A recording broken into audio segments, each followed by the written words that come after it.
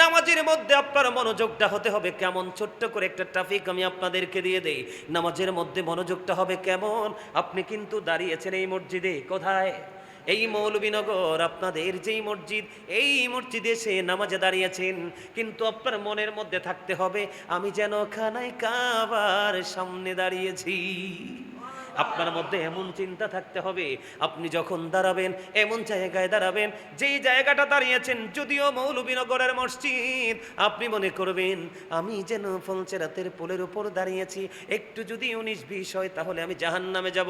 তার মানে হলো ফাওয়াইলুল লিল মুসাল্লিন, নামাজের মধ্যে একটা সেকেন্ডের জন্য অমনোযোগী হওয়া যাবে না। বলে হুজুর গো, অমনোযোগ তো চলে আসে, তাহলে আবার মনোযোগ ঘুরিয়ে আনতে হবে, কারণ শয়তান মানুষের ব্লাডে মিশতে পারে, মানুষের রক্তে মিশে মানুষকে ধোঁকা দেয়। আর আপনি যখন নামাজে দাঁড়াবেন মনে করবেন আপনার ডান দিকে যেন জান্নাত আর বাম দিকে যেন জাহান্নাম। আপনি মনে করবেন আমি আল্লাহকে দেখতে যদিও পাই না, আমার মালিক কিন্তু ঠিকই আমাকে দেখতে পায়। এই নামাজটা আমার জীবনের শেষ নামাজ, আজকের পরে আমি নামাজ পড়তে পারবো কিনা জানি না, আমার পিছনে আজরাইল দাঁড়িয়ে আছে।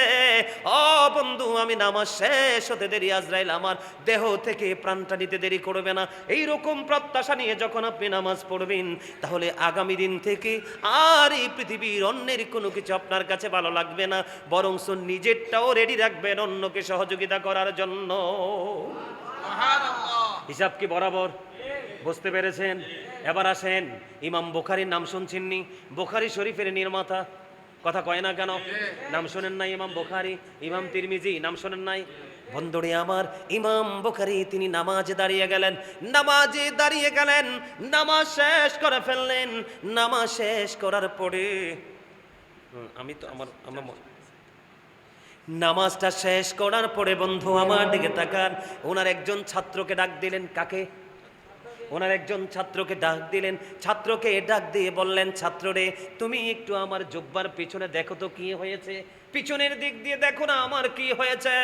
ইমাম বুখারীর স্টুডেন্ট জুব্বাটা উঠিয়ে দেখলেন ওনার শিক্ষকের গায়ে 10টা ভেঙ্গুল পোকা, ভোমরা পোকা 10টা কামড় দিয়েছে। হুজুর গো, আপনাকে একটা নয়, 2টা নয়, 10টা কামড় দিয়েছে ভেঙ্গুল পোকা, ভোমরা পোকা। আপনি কি প্রথমবারই এই বিষটা কি অনুভব করতে পারেন নাই? এবার ইমাম বুখারী একটা ডাক দিয়ে বললেন, না না না, আমি বিষ অনুভব করতে পারিনি, আমার থিঙ্কিং এ ছিল না। কেন গো হুজুর, কেন গো? এবার তিনি উত্তর দিয়ে দিলেন, এই কারণে আমি অনুভব করতে পারি নাই, আমি নামাজে যখন দাঁড়ালাম, নামাজে দাঁড়িয়ে যখন আমি কোরআন তেলাওয়াত শুরু করলাম, কোরআনের এই মধুর বাণী তেলাওয়াত করতে করতে আমি নিজেকে এমন ভাবে হারিয়ে ফেললাম, আমাকে যে বিষাক্ত পোকা কামড় দিয়েছে এটা আমি অনুভব করতে পারি নাই। জোরে জোরে কন্যা সুবহানাল্লাহ। আর আমরা তো এমন বিষাক্ত পোকা তো থাক দূরে, মশা কামড়ও দিতে হয় না, মশা বসলেই আমরা টের পাই। এত মনোযোগ নামাজে, কথা বলে না কেন? ভুল বলছিনি? আরো জোরে কোন। আর সমাজে আরো কিছু ছদ্মবেশী শয়তান আছে, কইতামনি? কথা কয় না কেন? মসজিদে পড়লে আজান সবার আগে যায়, নামাজ শেষে বাইরে এসে সুদের টাকা খায়। নামাজ হইল না রে তোর, নামাজের লইলি না খবর। আছে না নাই? আরো জোরে বলেন, কথা কয় না কেন? বন্ধু, এই নামাজ পড়লে কোনো লাভ হবে না। প্রতিদিন শিফট আকারে পৃথিবীর বুকে ফেরেশতারা আসে, যখন এসে দেখে আপনি নামাজরত অবস্থায়, তারা যখন বিদায় হয়ে মালিকের কাছে যায়, ও ফেরেশতারা বলো বলো আমার বান্দাগুলো কি করেছে? ফেরেশতারা বলে, আল্লাহ গো, তাদেরকে গিয়ে দেখছি তারা নামাজ পড়ে। সুবহানাল্লাহ বলেন না? এরপরে যখন বিকালে শিফট আকারে আসে, তাদের ডিউটি সেরে যখন তারা আবার চলে যায়, ফেরেশতাদেরকে মালিক প্রশ্ন করে, ও ফেরেশতারা বলো না আমার ওই বান্দাগুলো কি করে? ওগো মালিক, তোমার বান্দাগুলোকে এখনো নামাজরত অবস্থায় রেখে এসেছি। সুবহানাল্লাহ বলেন না কেন? মজা না খবরটা? কথা বলে না কেন? তাহলে ফেরেশতারা সাক্ষী হোক, এটা আমরা চাই কি চাই না? আল্লাহর হাবিব বলেছেন, বেশি বেশি করে নামাজ পড়ো। কারো বাড়ির আঙিনায় যদি কোনো পুকুর থাকে বা কোনো কুয়া থাকে বা কোনো জলাশয় থাকে বা নদী থাকে, ওই নদীতে দৈনিক যদি 5 বার গোসল করো, তোমার গায়ে কোনো ময়লা বা দুর্গন্ধ থাকবে না। এই জন্য রাসূল বলে দিলেন, তুমি যদি 5 ওয়াক্ত নামাজ পড়ো, তোমার আমল নামায়ও কোনো গুনাহ থাকবে না। জোরে কন্যা সুবহানাল্লাহ। মজার খবরটা কত দেখেন, মুমিনের কাছে অত্যন্ত প্রেমময় মধুময়। আপনার আমার প্রাণের রাসূল তিনি জানিয়ে দিলেন, ওয়াসসালাতুল খামস ওয়াল জুমআতু ইলাল জুমআ ওয়া রমাদানু ইলা রমাদান মুকাফফিরাতুল লিমা বাইনাহুন্না ইযা তুনিবাতিল কাবাইর। আপনার আমার প্রাণের রাসূল তিনি বলে দিয়েছেন, বন্ধু, যেই ব্যক্তি 5 ওয়াক্ত নামাজ পড়বে, ওয়াল জুমআতু ইলাল জুমআ, এক জুমা থেকে আরেক জুমা, তার মানে গত জুম্মার নামাজ পড়েছেন, আবার আগামী একদিন পরে কিন্তু জুমা আসতেছে, গত জুমা যদি সঠিকভাবে পড়ে থাকেন আপনারা, আগামী কালকের জুম্মার নামাজ, আগামী একদিন পরে জুম্মার নামাজ পড়ার পরে আপনি যখন বাড়ির দিকে রওনা হবেন, এইখানে একটা বন্ধু বড় মজা আছে। আল্লাহর হাবিব বলেছেন, পুরুষের জন্য কত বড় নিয়ামত। তোমরা যখন আজান দিবে, তোমরা কি করবে? উত্তম রূপে গোসল করবা, আগে আগে গোসল করে সুন্দর পাঞ্জাবি গায়ে লাগাবা, ও লম্বা, যত লম্বা জামা পড়তে পারো পরবা, গায়ের মধ্যে আতর লাগাইবা। সবার আগে তুমি বন্ধু মসজিদে চলে আসবা, প্রথম কাতারে এসে তুমি বসে যাবা। আল্লাহর হাবিব বললেন, প্রথম কাতারে বসলে ওট কুরবানির সওয়াব, বাকিটি বললাম না। এবার এই করতে করতে সব মুসল্লিরা আসলো গো, সকল মুসল্লিরা এসে জুম্মা নামাজ আদায় করলো। তুমি এসেছো সবার আগে, সবাই সালাম ফেরানোর পরে তাড়াহুড়া করে বের হয়ে গেল। তুমি জুম্মার নামাজের পরে যেই বন্ধু যেই সুন্নাতগুলো আছে সেগুলো পড়লা, সব শেষ করে সবার পরে তুমি মসজিদ থেকে বের হয়ে গেলা। আল্লাহর হাবিব জানিয়ে দিয়েছেন, তুমি মসজিদ থেকে বাড়ি যাইতে তোমার যতগুলো কদম লাগবে, প্রত্যেকটা কদমের বিনিময়ে 1 বছরের নফল ইবাদতের সওয়াব দেওয়া হবে। যদি মৌলভীনগরের মানুষ, আমার ভাই, আমার বাবা গো, আমি আমার মা বোনদেরকে ডেকে ডেকে বলে দিতে চাই গো, তোমরা তোমাদের সন্তানদেরকে শিক্ষাটুকু দিয়ে দাও। তুমি যদি মসজিদ থেকে বের হইয়া বাড়ি যাইতে যদি তোমার 100টা কদম লাগে, তোমার আমল নামায় অতিরিক্ত 100 বছরের নফল ইবাদতের সওয়াব দেওয়া হবে। এখনকার মানুষ 100 বছর তো বাঁচেও না। সুবহানাল্লাহ বলেন না কেন? রাসূল মদিনায় থাকা অবস্থায় বন্ধু 27টা যুদ্ধ করছে। কয়টা? 27টা। মদিনায় থাকা অবস্থায় আপনার আমার প্রাণী রাসূল বন্ধু 27টি যুদ্ধ করেছে। এর মধ্যে সবচেয়ে বড় যুদ্ধ হলো বন্ধু উহুদের যুদ্ধ। উহুদের ময়দানে যখন আপনার আমার প্রাণীর নবীজির দান মোবারক শহীদ হয়ে গেল, এই দৃশ্য দেখার পরে মালিক বিন সিনান বন্ধু সহ্য করতে পারল না। মালিক বিন সিনান আপনার আমার প্রাণের রাসূলের রক্ত মোবারক চষতে শুরু করলো। আমার নবীজি বললেন, না না না, রক্ত ভক্ষণ করো না, জমিনে ফেলে দাও, জমিনে ফেলে দাও। এবার মালিক বিন সিনান ডেকে ডেকে বললেন, ইয়া রাসূলুল্লাহ, ইয়া হাবিবাল্লাহ, নবী গো, আমি আমার আল্লাহর ইজ্জতের কসম করে বলছি গো, আমি আপনার একটা ফোঁটা রক্ত উহুদের জমিনে পড়তে দিব না। আমরা সেই নবীর উম্মত, আমরা উম্মত দাবি করি, আমরা নিজেদেরকে আহলে সুন্নাত ওয়াল জামাতের অন্তর্ভুক্ত সদস্য মনে করি। কোনো টাকা লাগবে না, কোনো পয়সা লাগবে না, শুধু এসে নবীর প্রেমের কথাগুলো শুনবো, এরপরে পরবর্তী প্রজন্মকে জানাবো। আমরা এইটুকু করতে পারি না, নিজেকে আবার উম্মত এবং সুন্নি দাবি করি। এই উম্মতি পরিচয় দিয়ে সুন্নি দাবি করে হাসরে কবরে মিজানে পার হওয়া যাবে না বন্ধু। মালিক বিন সিনান বললেন, ইয়া রাসূলুল্লাহ, আমি আল্লাহর ইজ্জতের কসম করে বলছি, আপনার একটা ফোঁটা রক্ত উহুদের জমিনে পড়তে দিব না গো নবী, একটা ফোঁটা রক্ত উহুদের জমিনে পড়তে দিব না। এই কথা বলে নবীজি রক্ত মোবারক বন্ধ চষতে শুরু করলেন। নবীজি রক্ত মোবারক চষতে চষতে চষতে চষতে শেষ রক্তের ফোঁটা যখন চষা শেষ হয়ে গেল, এবার গোটা দুনিয়ার মানুষকে রাসূল জানিয়ে দিলেন, রে দুনিয়ার মানুষ, দুনিয়ায় যদি তোমরা কোনো জান্নাতি মানুষ দেখতে চাও, তাহলে মালিক বিন সিনানকে দেখে না। সুবহানাল্লাহ বলেন না কেন? আরো জোরে বলেন না সুবহানাল্লাহ। বন্ধুরে আমার, আপনার আমার রক্ত খাওয়া হারাম। কি? আপনার আমার রক্ত খাওয়া হারাম। আর আপনার আমার প্রাণের রাসূলকে ভালোবেসে রক্ত মোবারক ভক্ষণ করার কারণে দুনিয়ায় তাকে জান্নাতি বলে ঘোষণা দিয়ে দিয়েছেন। বন্ধু শুধু এখানে এইখান্ত নয়, আপনারা জানেন একজন বরকতময় দাসী ছিলেন উম্মে আইমান। আল্লাহর হাবিবের প্রস্রাব মোবারক খেয়ে ফেললেন। শুধুমাত্র প্রস্রাব মোবারক খাওয়ার কারণে উম্মে আইমনকে রাসূল দুনিয়ায় জান্নাতের খবর দিয়ে গেছে, রে উম্মে আইমন, তোমার জন্য জান্নাত বরাদ্দ হয়ে গেল। আমরা সেই নবীর উম্মত কেমনে বলে বন্ধু? নবীজি আমাদের মতো। নবীজি যখন থুতু মোবারক ফেলে দিতেন, আমি যদি আপনাকে থুতু দেই, যত বড় বক্তা হয়ে আপনি আঘাত করতে না পারলো ঘৃণা ভরে আমার দিকে তাকাবেন। বাস্তব কথা কিনা? কিন্তু বন্ধু কিতাব খুলে দেখলাম আপনার আমার প্রাণের রাসূল যখন বন্ধু থুতু মোবারক ফেলতো, সাহাবায়ে কেরাম অধীর আগ্রহে বসে থাকতো। নবীজির থুতু মোবারক তারা হাতের মধ্যে নিয়ে নিতেন এবং বন্ধু সঙ্গে সঙ্গে তারা স্ক্রিনের মধ্যে মেসেজ করে দিতেন। কিতাব খুলে দেখলাম আল্লাহর হাবিবের এই থুতু মোবারক নিক্ষেপ করার কারণে তাদের স্কিনটা পুরোপুরি সিল্ক হয়ে যেত। চুরি চুরি কন্যা সুবহানাল্লাহ। সেই নবী আপনার আমার মতো কি হতে পারে? বন্ধু খন্দকের যুদ্ধের সময়ে বন্ধু হযরত জাবের রাদিয়াল্লাহু তাআলা আনহু আসলেন নবীজির কাছে দাওয়াত নিয়ে, ইয়া রাসূলুল্লাহ ইয়া হাবিবাল্লাহ, নবী গো আমার ঘরে কিছু খাবারের আয়োজন আছে, ইয়া রাসূলুল্লাহ চলুন চলুন আমার বাড়িতে দাওয়াত খেতে চলুন। পরীক্ষা খনন করতেছিলেন বন্ধু, তখন কি করলেন আমার রাসূল হযরত জাবেরকে বললেন, জাবের রে তুমি কি দাওয়াত দিতে এসেছো? ইয়া রাসূলুল্লাহ হ্যাঁ আমি আপনাকে দাওয়াত দিতে এসেছি, সঙ্গে আপনার কিছু সঙ্গী নিয়ে আসুন গো নবী। বন্ধু এবার রাসূল সঙ্গে সঙ্গে ওই যে খন্দকের ময়দানে সমস্ত মুহাজির সমস্ত আনসারদেরকে তিনি এলান করে দিলেন, চলো চলো সবাই চলো। ইয়া রাসূলুল্লাহ কোথায় চলবো? চলো চলো আমার সঙ্গে সবাই চলো, কারণ আমাদের আজকে জাবেরের বাড়িতে দাওয়াত, আমরা জাবেরের বাড়িতে দাওয়াত খেতে যাব। এই দিক দিয়ে রাসূল বলে দিলেন জাবেরকে, রে জাবের আমি নবী তোমার বাড়িতে কদম না দেওয়া পর্যন্ত তোমার বিবিকে বলবা রুটির খামির যেন না নামায়, তোমার বিবিকেও বলবা চুলা থেকে যেন গোস্তের পাতিল না নামায়, আমি নবী আসছি। এবার জাবের পাগল হয়ে গেলেন, দৌড়ে ছুটে গেলেন বিবির কাছে, বিবিকে গিয়ে ডেকে ডেকে বললেন, বিবি রে রাসূলকে বলেছি অল্প কিছু নিয়ে আসতে। এখন রাসূল সমস্ত মুহাজির সমস্ত আনসারদেরকে ইনভাইট করলেন, সবাইকে নিয়ে চলে আসছেন। জাবেরের বিবি বললেন, স্বামী গো আপনি চিন্তা করবেন না, আপনি টেনশন করবেন না। এবারে বন্ধু চলে এলেন প্রাণের নবীজি, আমার আপনার প্রাণের রাসূল যখন চলে আসলেন, আসার পরে বন্ধু রুটির খামিরটা যখন নিয়ে আসলো, রুটির খামিরের মধ্যে নবীজির এই পবিত্র জবান থেকে থুতু মোবারক নিক্ষেপ করলেন। জোরে জোরে কন্যা সুবহানাল্লাহ।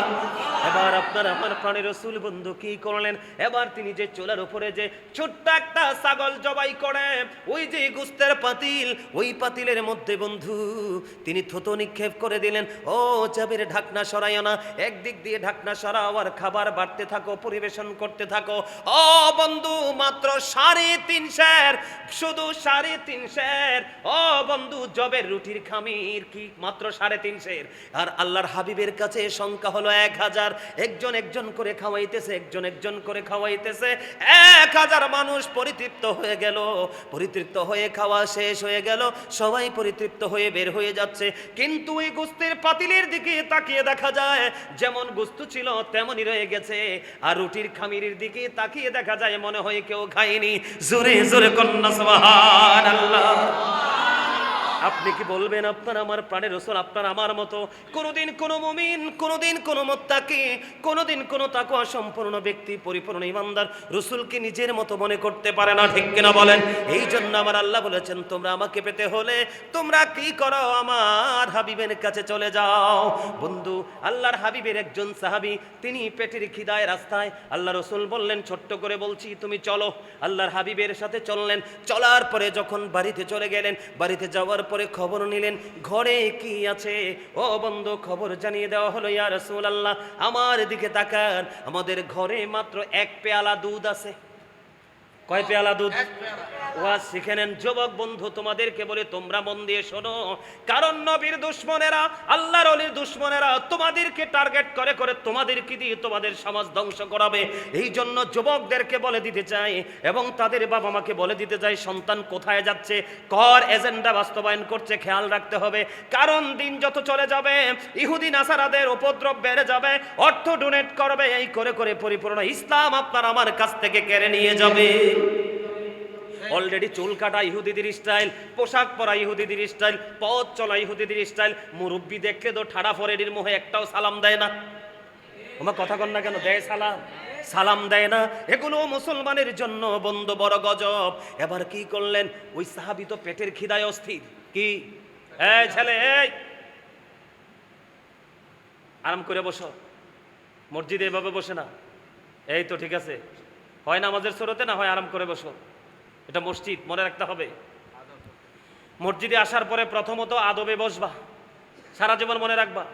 তুমি দেশের বাহিরে, এই মসজিদের বাহিরে তুমি অপরাধ করবা, যখনই এখানে কদম দিবা মনের মধ্যে একটা জিনিস স্থির করবা, আল্লাহ ক্ষমা চাইতে এসেছি, ক্ষমা চাইতেও এসেছি, ক্ষমা পেতেও এসেছি, ক্ষমা নিয়ে যেন বের হয়ে যেতে পারি। এই প্রত্যাশা নিয়ে বসবে, দেখবা মসজিদে আসার পরে তুমি অন্য মানুষ হয়ে বের হয়ে যেতে পারবে। তো এখনকার মানুষ তো বাড়ি ঘর আর দোকান মসজিদের মধ্যে কোনো পার্থক্য করে না, কারণ করবে কোত্থেকে, শিক্ষা তো নাই। এবার আমার দিকে তাকান, ওই সাহাবী পেটের খিদায় অস্থির।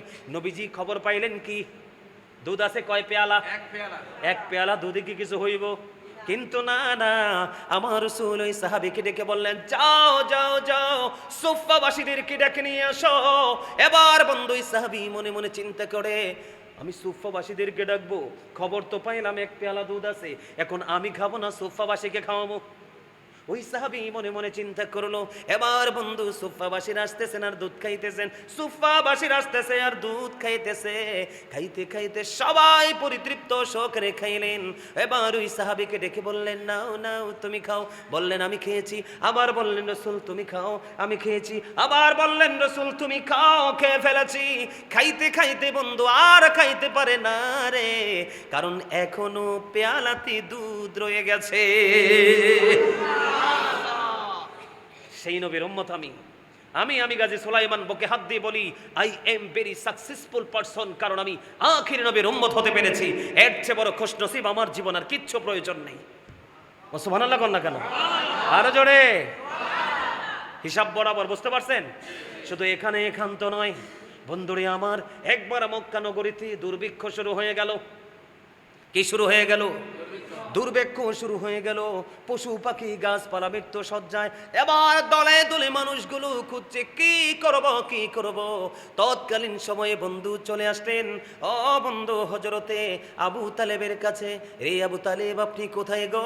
আপনি বের হয়ে আসেন। মক্কার অবস্থা তো ভালো না, দুর্ভিক্ষ শুরু হয়ে গেছে, অবস্থা একেবারে প্রতিকূলে, আপনি বাইরে চলে আসুন। এবার বন্ধু রাসূলের চাচা আবু তালেব ছোট্ট শিশু, কিন্তু তখন তিনি বের হয়ে আসলেন। আসার পরে দেখতে পাইলেন মনে হয় যেন কালো ঘনঘটা থেকে একটা নূরের টুকরা বের হলো। খেয়াল করেন, এবার দৌড়ে চলে গেলেন কোথায়? খানায় কাবার কাছে, ওই বাইতুল্লাহ শরীফের কাছে যাওয়ার পরে বন্ধু এবার কি করলেন?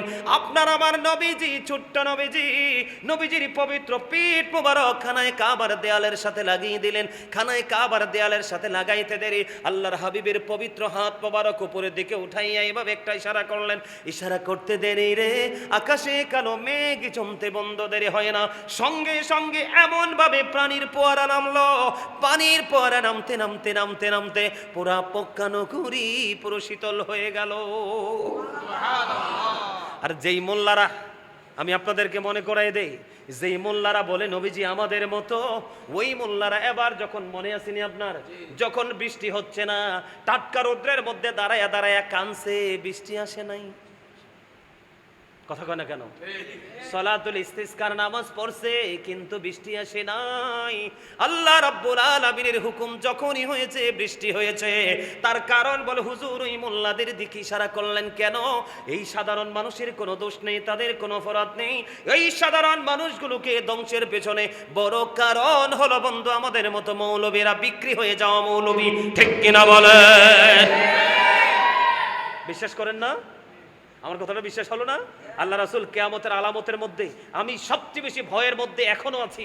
এই খবরটা জানার পরে আল্লাহ রাসূল বলে গেছে, কিয়ামতের পূর্বক্ষণে পৃথিবীতে কিয়ামতের আলামতের মধ্যে অন্যতম ভয়ঙ্কর আলামত হবে মোল্লারা।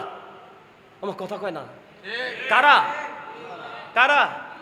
একদল মোল্লা আছে, তাদের মধ্যে কোরআন হাদিসের সঠিক ইলম থাকবে না, তাদের মধ্যে কালাম থাকবে না। তারা শুধু মন গড়া ফতোয়া দিবে, দুনিয়ার কাছে বিক্রি হবে, মন গড়া ফতোয়া দিবে। আর এই সাধারণ সরল মনা মানুষ, এখনই তো ইসলামের গান নাই, আরো পরে আরো থাকবে না, তো তাদের কথা মানতে সমাজের মধ্যে বিভ্রান্তি শুরু হবে। আসলে মূল ফিতনার কারণ হলো এই মোল্লা। কথা বলেন না কেন? আরো জোরে। আমার কথা কি বুঝতে পেরেছেন? এই আল্লাহ রাসূল এটাও বলে গেছে, সাবধান থাকবেন। আল্লাহ রাসূল বলেছেন ওই মোল্লাদের চরিত্র সম্পর্কে রাসূল জানিয়ে গেছেন, তাদের জবান হবে মধুর চেয়ে মিষ্টি, অত্যন্ত মধুর হবে। তাদের চরিত্র হবে ফেরাউনের মতো, হিংস্রতা হবে বাঘের মতো। তারা ইসলাম থেকে এমনভাবে বের হয়ে যাবে, একটা তীর মারলে শিকারকৃত প্রাণীকে ভেদ করে যেমনি এটা চলে যায় আর রিটার্ন ফিরে আসে না, ওই মোল্লাগুলো পৃথিবীর লোভের কাছে এমনভাবে বিক্রি হবে, তারা ইসলাম থেকে এমনভাবে বের হয়ে যাবে, তারা আর পুনরায় ইসলামে ফিরে আসবে না।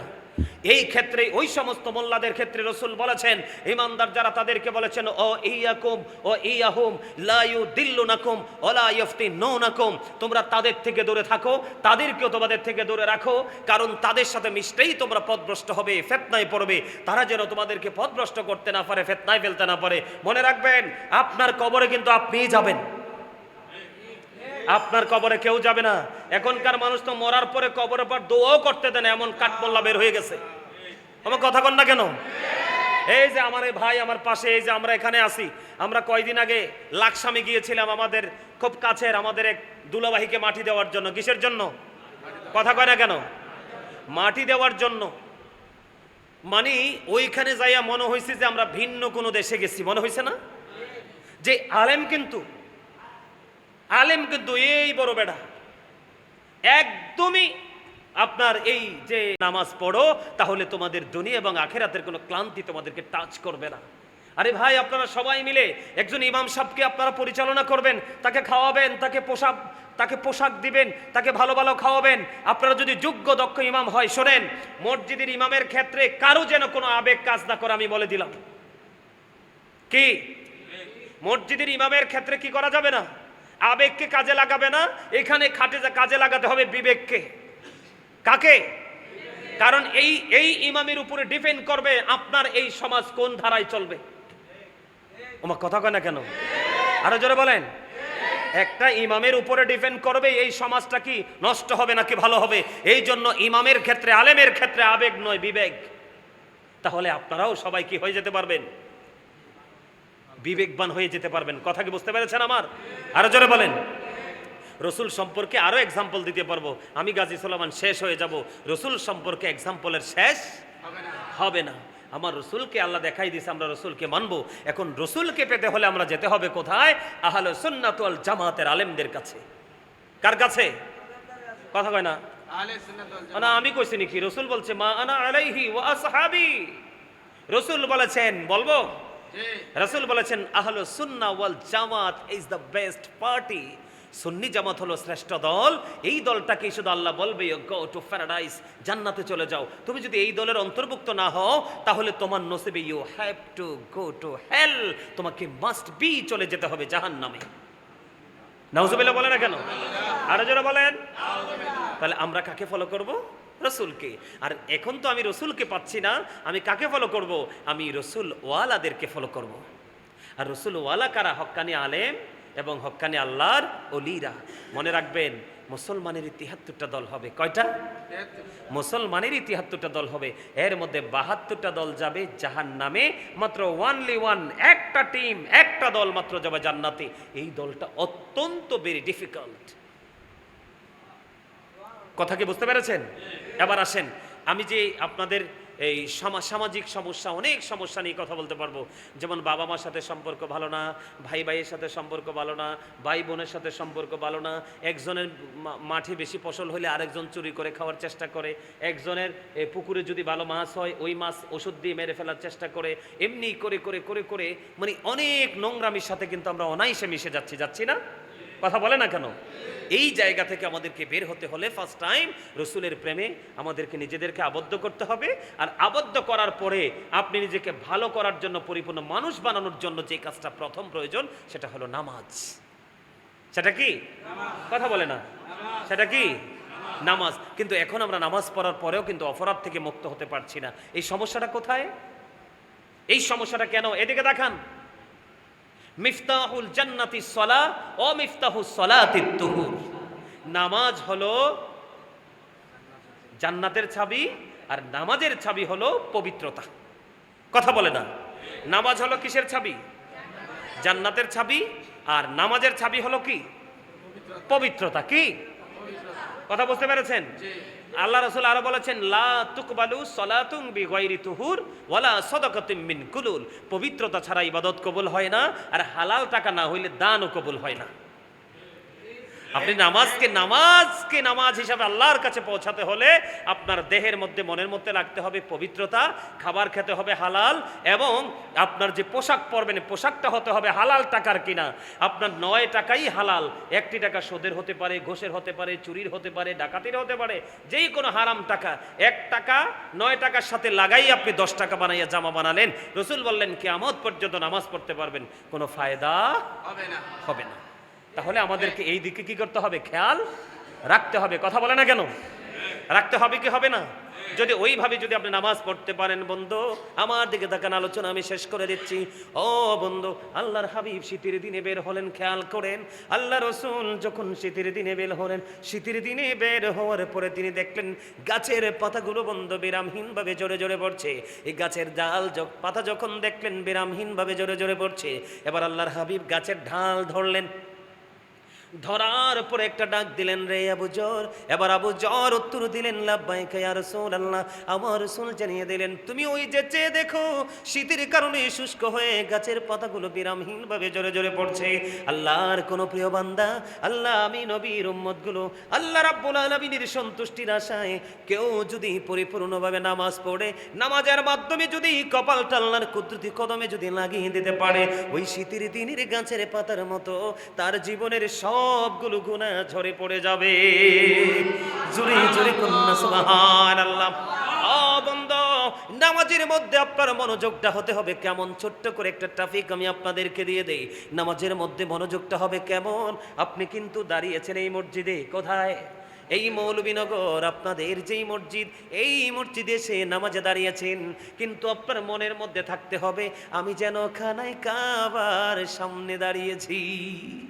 আপনার মধ্যে এমন চিন্তা থাকতে হবে, আপনি যখন দাঁড়াবেন এমন জায়গায় দাঁড়াবেন, যেই জায়গাটা দাঁড়িয়েছেন যদিও মৌলভীনগরের মসজিদ, আপনি মনে করবেন আমি যেন ফলচেরাতের পোলের উপর দাঁড়িয়েছি, একটু যদি 19-20 হয় তাহলে আমি জাহান্নামে যাব। তার মানে হলো ফাওয়াইলুল লিল মুসাল্লিন, নামাজের মধ্যে একটা সেকেন্ডের জন্য অমনোযোগী হওয়া যাবে না। বলে হুজুর গো, অমনোযোগ তো চলে আসে, তাহলে আবার মনোযোগ ঘুরিয়ে আনতে হবে।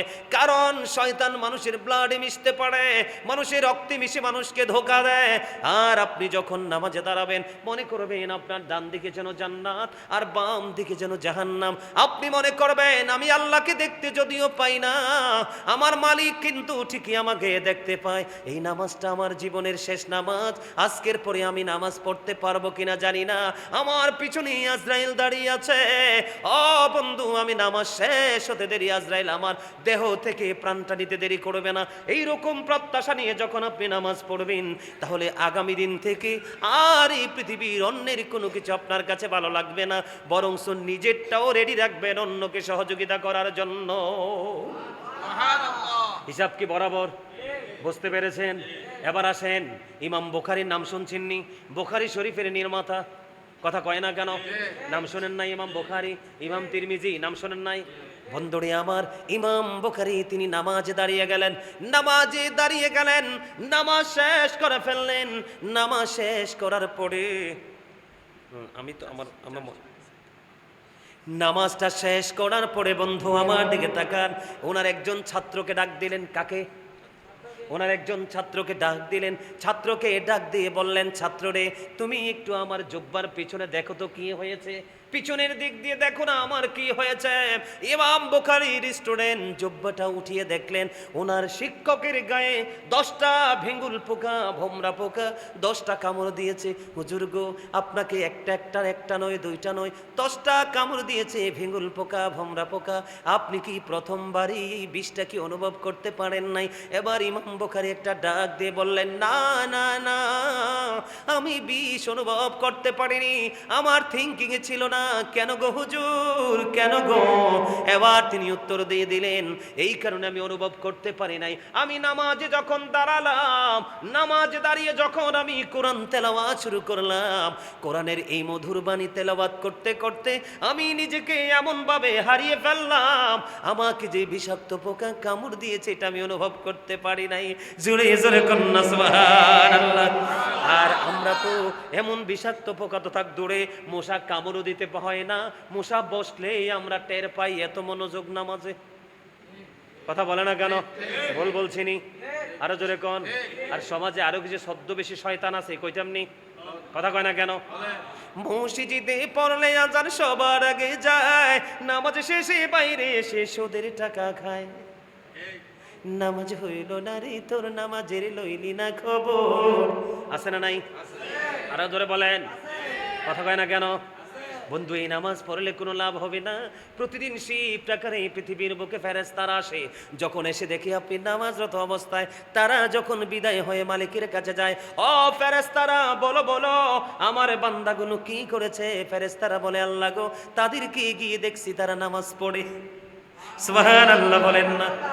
এরপরে যখন বিকালে শিফট আকারে আসে, তাদের ডিউটি সেরে যখন তারা আবার চলে যায়, ফেরেশতাদেরকে মালিক প্রশ্ন করে, ও ফেরেশতারা বলো না আমার ওই বান্দাগুলো কি করে? ওগো মালিক, তোমার বান্দাগুলোকে এখনো নামাজরত অবস্থায় রেখে এসেছি।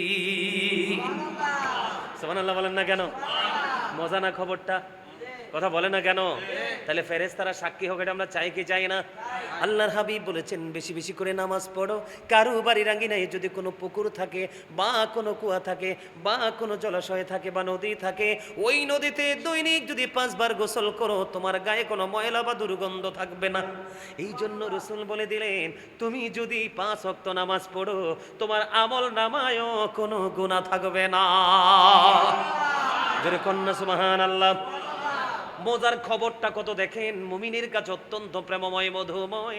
আপনার আমার প্রাণের রাসূল তিনি জানিয়ে দিলেন, ওয়াসসালাতুল খামস ওয়াল জুমআতু ইলাল জুমআ ওয়া রমাদানু ইলা রমাদান মুকাফফিরাতুল লিমা বাইনাহুন্না ইযা তুনিবাতিল কাবাইর।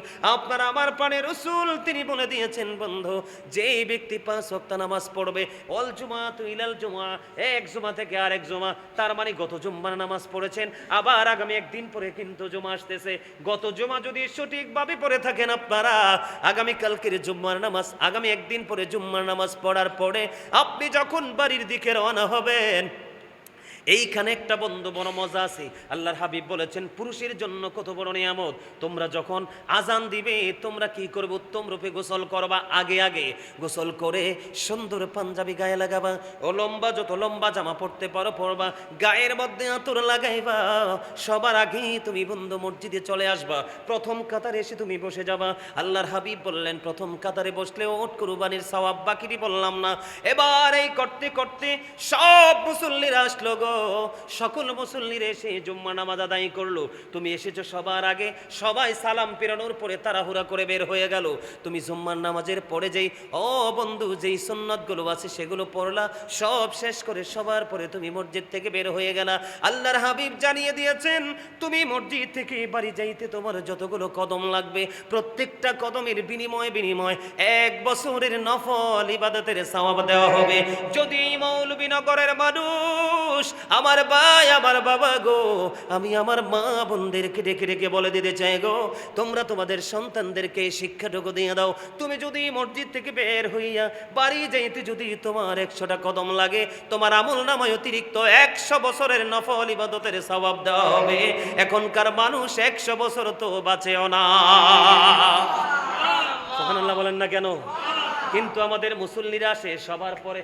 কথা কোন হাসান আমিসা? ঠিক নেই? আপনি যখন এই জায়গাটার কাছে যান সবাই না, আবার যখন সালাম বিরান মনে হয় যেন যুদ্ধ শুরু হয়েছে, কার আগে কে যাইবো। এসা কইছি নি গো? হ্যাঁ, চাকরি ডরাইন না কিন্তু, একদম ঠিক কথা কইছি। হ্যাঁ, ইমাম সাহেব সাক্ষী দিয়েছে, আমার দিকে তাকান। যেই ব্যক্তি সবার পরে জুম্মার দিনে মসজিদে আসবে, ওই ব্যক্তি এমন বেশি হতভাগা। ইমাম সাহেব শুধু খুতবাটা হাতে নিয়ে প্রস্তুতি নিয়েছে, মিম্বারে বসবে, খুতবা দিবে। এমন সময় যদি কোনো মুসল্লি আসে, আমার রাসূল জানিয়ে দিলেন, ওই মুসল্লি এত বদকিসমত, হতভাগা, সে বন্ধু মসজিদে কদমটা দিল ঠিকই, মসজিদের 2 পাশে কিন্তু আল্লাহর পক্ষ থেকে ফেরেশতা আসে প্রত্যেক জুম্মার দিনই। এই প্রথম যিনি ঢুকি ওনার রোল নাম্বার 1, এমনি করে করে তার হাজিরা খাতায় তারা নোট করে। কিন্তু যেই মুসল্লিটা সবার আগে আসলো, এসে বন্ধু ইমাম সাহেব খুতবা দিতে রওনা হয়ে গেল, প্রস্তুতি নিয়ে নিল। আমার রাসূল জানিয়ে দিয়েছেন, তোমরা এই হতভাগা উম্মত হয়ো না। তখন সঙ্গে সঙ্গে ওই যে ফেরেশতারা আজকে নোট করতে এসেছে, ওই ফেরেশতারা নোটবুকটাকে বন্ধ করে খতিব সাহেবের খুতবা শোনার জন্য ফেরেশতারাও দাঁড়িয়ে যায়। আপনারা তাহলে বলেন, যেটা আগে আসে এটা দামি নাকি পরে যেটা আসে? যেটা আগে আসে। এই জন্য মুমিন প্রতিযোগিতা করতে হবে আল্লাহর গোলামির। কখন শরীরে কি থাকতে, শক্তি থাকতে, তুমি শক্তি ফুরিয়ে যাওয়ার আগে তোমার শক্তি কাজে লাগাও। সম্পদ ফুরিয়ে যাওয়ার আগে আল্লাহর সন্তুষ্টি দিয়ে দান করো। অসুস্থ থাকতে তুমি অসুস্থ হয়ে যাওয়ার আগে তুমি সুস্থতাকে কাজে লাগাও। তুমি ব্যস্ত হয়ে যাওয়ার আগে তোমার অবসর সময়কে কাজে লাগাও। জীবন থাকতে মৃত্যুবরণ করার আগে তুমি তোমার জীবনকে কাজে লাগাও। সুবহানাল্লাহ বলেন না কেন? এক জুমা থেকে আর এক জুমা, এই যে মাঝখানে আপনার একটি সপ্তাহের গুনাহ হলো, ওই গুনার জন্য কাফফারা হয়ে যায়। রাসূল বললেন, এই যে আমরা গত কয়েকদিন আগে রোজা রমজান মাসটাকে পার করে দিলাম, গত বছরের যে রমজান যদি কবুল হয়ে থাকে, এই বছরের রমজান যদি কবুল হয়ে থাকে, আমরা ঈদের নামাজ পড়ে যখন বাড়ির দিকে রওনা দিলাম, তখনই আপনি আমি নিষ্পাপ হয়ে বাড়ি গেলাম। কারণ আমরা জানি পৃথিবীর বুকে আজকের ঈদ উল ফিতরের দিন, আসমানে এই দিনটার খবর হলো পুরস্কার বিতরণের দিন। সুবহানাল্লাহ বলেন না কেন?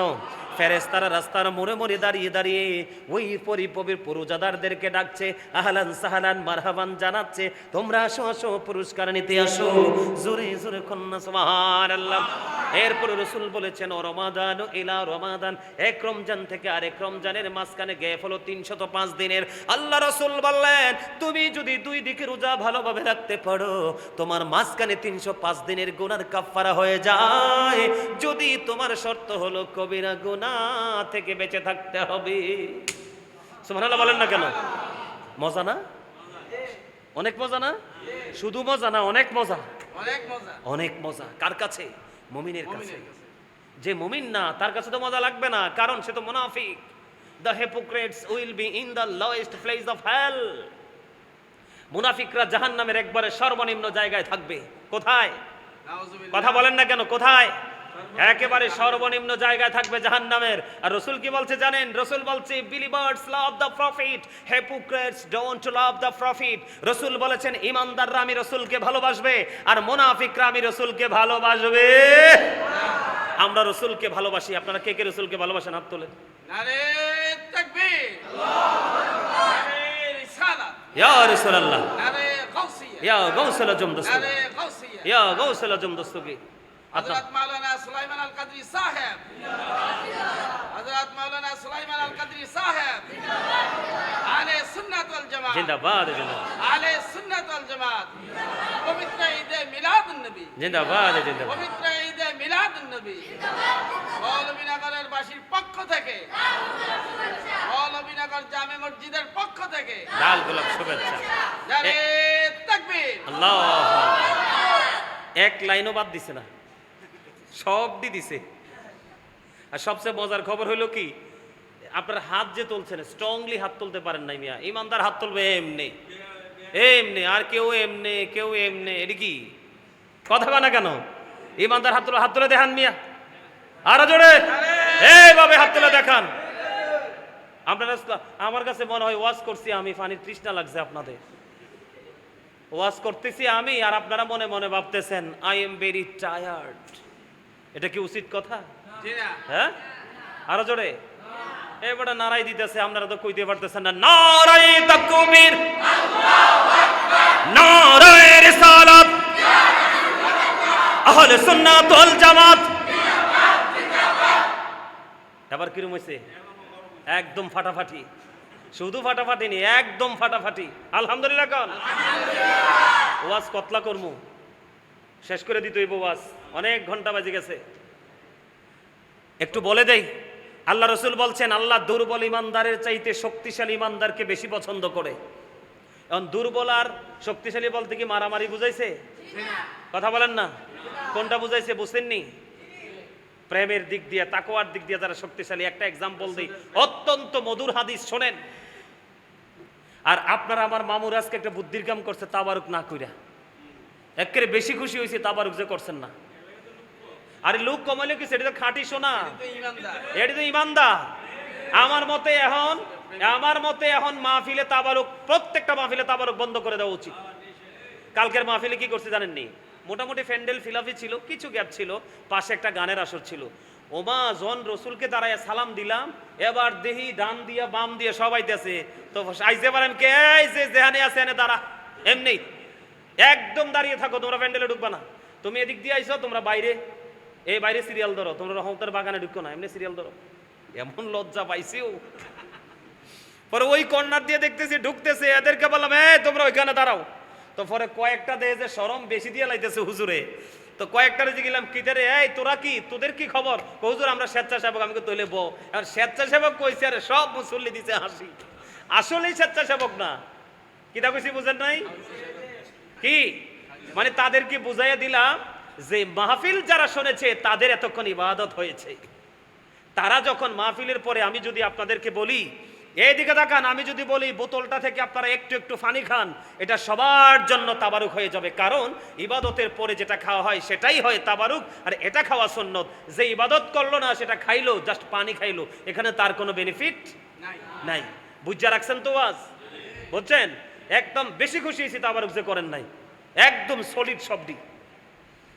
সুবহানাল্লাহ কয় না কেন? আরো জোরে, আরো জোরে। বন্ধুরে আমার, তাবুক যুদ্ধের পূর্বে আমার রাসূল একটা ডাক দিয়ে বললেন, তোমরা দান করো। কে করো? ওই যে দুর্বল এবং সফল বোঝানোর জন্য বলছি, যুবক তোমরা শোনো। এবার হযরত ওমর তার মনের মধ্যে তার ঘুমন্ত আগুন আবার জেগে উঠল। হযরত ওমর মনে মনে বলতেছে, আমার জীবনে কোনো দিন আমি কোনো কাজ দিয়ে আবু বকরকে হারাইতে পারি নাই। আমার রাসূল বলেছে তাবুক যুদ্ধের পূর্বে দান করার জন্য, আমার কাছে তো সম্পদ আছে, আমি আজকে দানের মাধ্যমে আবু বকরকে হারিয়ে দিব। জোরে জোরে কন্যা সুবহানাল্লাহ। আর আমরা দানের কথা বললে 500 টাকারটা লুকাইয়া সিরা 5 টাকার নোট সামনে আনি। কথা কয় না কেন? ভুল বলছিনি? এই যে ইমাম সাহেব আপনি আছেন, মসজিদ কমিটির লোক আপনারা আছেন, হুজুর বললেও কিন্তু মসজিদে দানের হাতটা বাড়ায় না, অথচ এই দানটাই যাবে তার সঙ্গে। কথা বলে না কেন? আল্লাহর হাবিব বলেছেন, তুমি যা জমা করে যাও, বাড়ি রেখে যাও, গাড়ি রেখে যাও, বিঘায় বিঘায় জমি রেখে যাও, মজুদ করে যাও, স্বর্ণ অনেক বেশি ব্যাংক ব্যালেন্স, যদিও সবগুলো তোমার ইন্তেকালের পরে এগুলো আর তোমার থাকে না, অটো এগুলোর মালিকানা হয়ে যায় তোমার ওয়ারিশ। তোমার মরার পরে আর তুমি মালিকানা দাবি করতে পারবা না। এই জন্য তুমি যদি বুদ্ধিমান হও, ভেরি ইন্টেলিজেন্ট হও, তাহলে তুমি জীবন থাকতেই তোমার সম্পত্তির কিছু অংশ দান করে যাও। যুবক বন্ধু, ও মৌলবীনগরের আমার ভাই, আমার বাবারা, আমি আমার মা বোনদেরকে বলবো গো, হৃদয়ের জানালা খুলে সবাই মিলে শোনো। এবার মনে মনে হযরত ওমর বলল, আমার জীবনে আমি কোনোদিন আবু বকরকে হারাইতে পারি নাই, আজকে আমার কাছে দৌলত আছে গো, আমি আমার দৌলত দানের মাধ্যমে আমি আবু বকরকে হারিয়ে দিব। এবার তিনি কি করলেন? ওনার যে সম্পদ আছে 50% তিনি নিয়ে নিলেন, রাসূলের কদমে তিনি কুরবানি করে দিবেন। এবার রাসূলের কাছে নিয়ে আসলেন। এবার রাসূল প্রশ্ন করলেন, ওমর রে, তোমার যে সম্পদ তুমি আমার কাছে নিয়ে এসেছো, তোমার ফ্যামিলি পরিবারের জন্য কি রেখে এসেছো? এবার হযরত ওমর একটা ডাক দিয়ে বললেন, ইয়া রাসূলুল্লাহ, আমি আমার ফ্যামিলি পরিবারের জন্য অর্ধেক রেখে এসেছি। এবার আবু বকরের পাড়া, এবার আবু বকর দৌড়ে ছুটে আসলেন।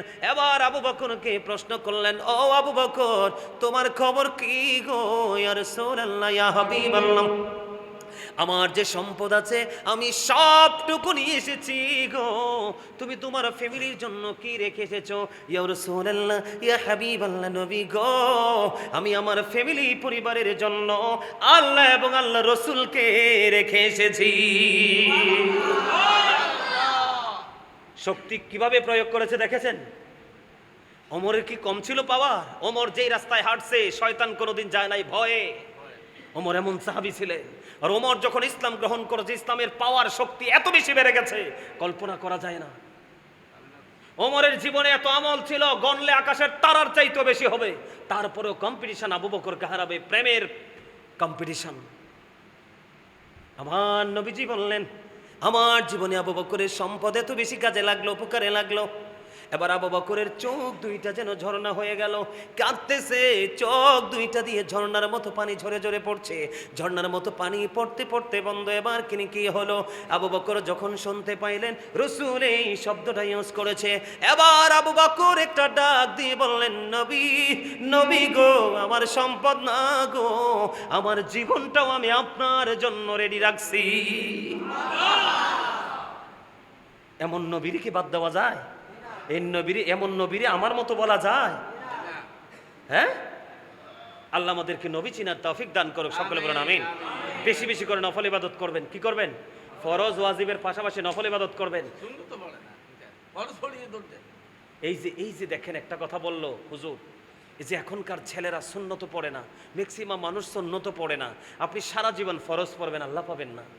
আপনারা কেন বুঝেন না যে আমাদের প্রথম কয় ওয়াক্ত নামাজ? 5 ওয়াক্ত না? প্রথম কোনটা? ফজর না? কেন বুঝেন না সুন্নতের কদর কত বেশি? আগে আল্লাহ সুন্নাত দিয়ে শুরু করছে। কি দিয়ে শুরু করছে?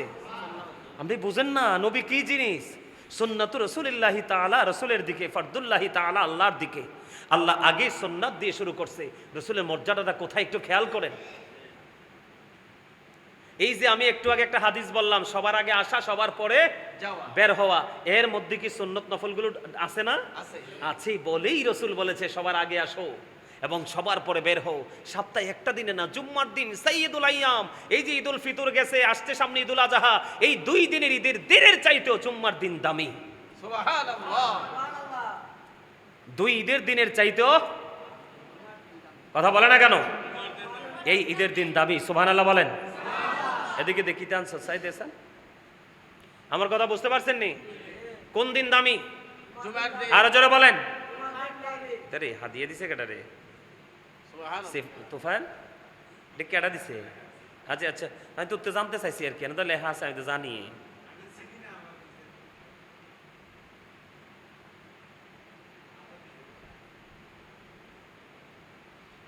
মরহুম অদু মাস্টার 2 জন, ঠিক না? হুম, 2 জন মরহুম। আচ্ছা ঠিক আছে, সুবহানাল্লাহ, আলহামদুলিল্লাহ বলে। কথা কয় না কেন? হাদিয়া দিছে কারে? গাজী সুলাইমান রে, দোয়ার জন্য। কার জন্য? কথা বলে না। হাদিয়া দিছে কারে? আমি আপনাদেরকে বোঝানোর জন্য বলছি যে দান যে কত ফজিলতপূর্ণ। টাকাটা, এই হাদিয়াটা কারে দিছে? আমারে না? কিন্তু এই হাদিয়াটা যাবে কার কাছে জানেন? এটার ফল কিন্তু চলে যাবে, এই যে কি মরহুম অদু মাস্টার ও তার ছেলেদের জন্য যে দোয়া চাইছে, হাদিয়া কিন্তু তাদের কবরে চলে যাবে। আপনি মসজিদে টাকা দিয়েছেন কোথায়? মসজিদে ইট কিনছে। কি কিনছে? এখানে রয়ে গেছে, কিন্তু এটা রেজাল্ট যাবে কোথায়? কবরে। আপনি আজকে এই যে আমার মামারা আজকে মাহফিলের আয়োজন করেছে, আপনারা যারা উপস্থিত হচ্ছেন আলোচনা মাহফিলের আয়োজন করছেন না? কথা বলে না, করছেন কিনা? এই যে আমরা এখানে ওয়াজ করতেছি, কোরআন হাদিসের আলোচনা শুনতেছি, করতেছি, আপনার আমার কবরে, আপনার আমার আপন স্বজনের কবরে হাদিয়াটা কিভাবে যাবে জানেন? দুনিয়া এবং দুনিয়ার মধ্যে যা কিছু আছে, মানে এর চেয়ে বিশাল আকারে তাদের কবরে সে হাদিয়া চলে যাবে। সুবহানাল্লাহ বলেন না কেন? আরো জোরে বলেন। এগুলো আমাদেরকে মনে রাখতে হবে এবং এগুলো আমাদের সন্তানদেরকে শিখাতে হবে। হবে কি হবে না? এই যে হুজুর একটা দারুণ একটা পয়েন্ট তিনি ফাইন্ড আউট করেছেন, আমি একটু বলি। আপনার খেয়াল করেন, কয় রাকাত নামাজ আপনারা গণবেন?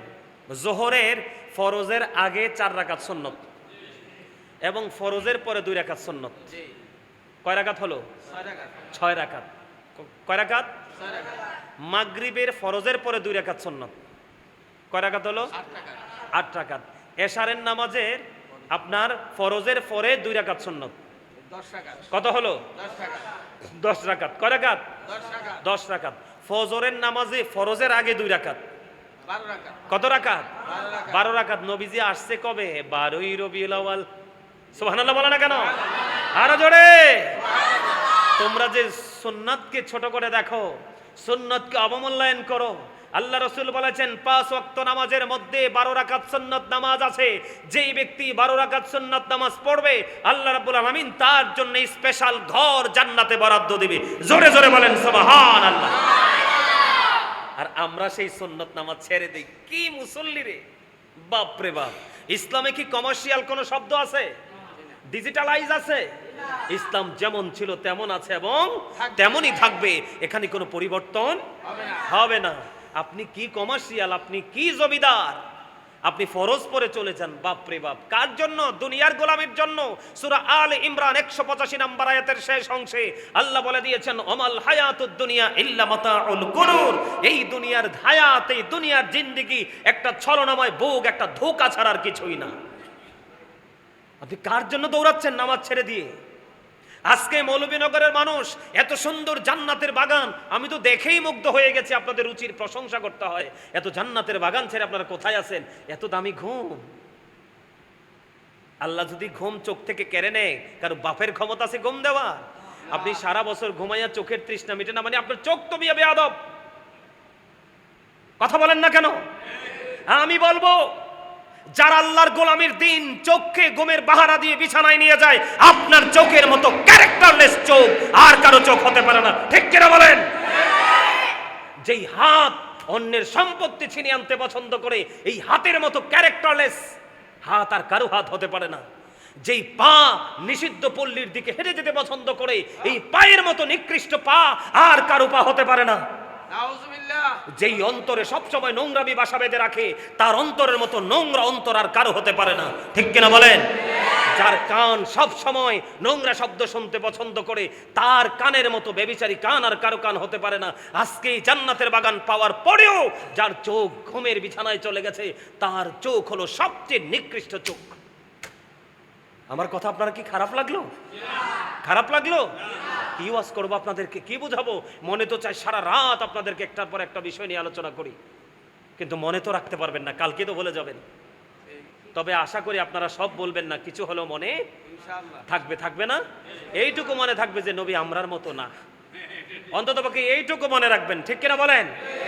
অন্ততপক্ষে এইটুকু মনে রাখবেন যে নাবিন নিচে আর টাকনুন নিচে ফ্যান পরা মুসলমানের জন্য হারাম। নারীরা পাতলা কাপড় পরতে পারবে না, হারাম। ঠিক কিনা বলেন? আরো জোরে বলেন। আবু বকরের কন্যা আসমা যখন আপনার পাতলা কাপড় পরে গেল, তখন টান দিয়ে তাকে ছেড়ে ফেলা হলো।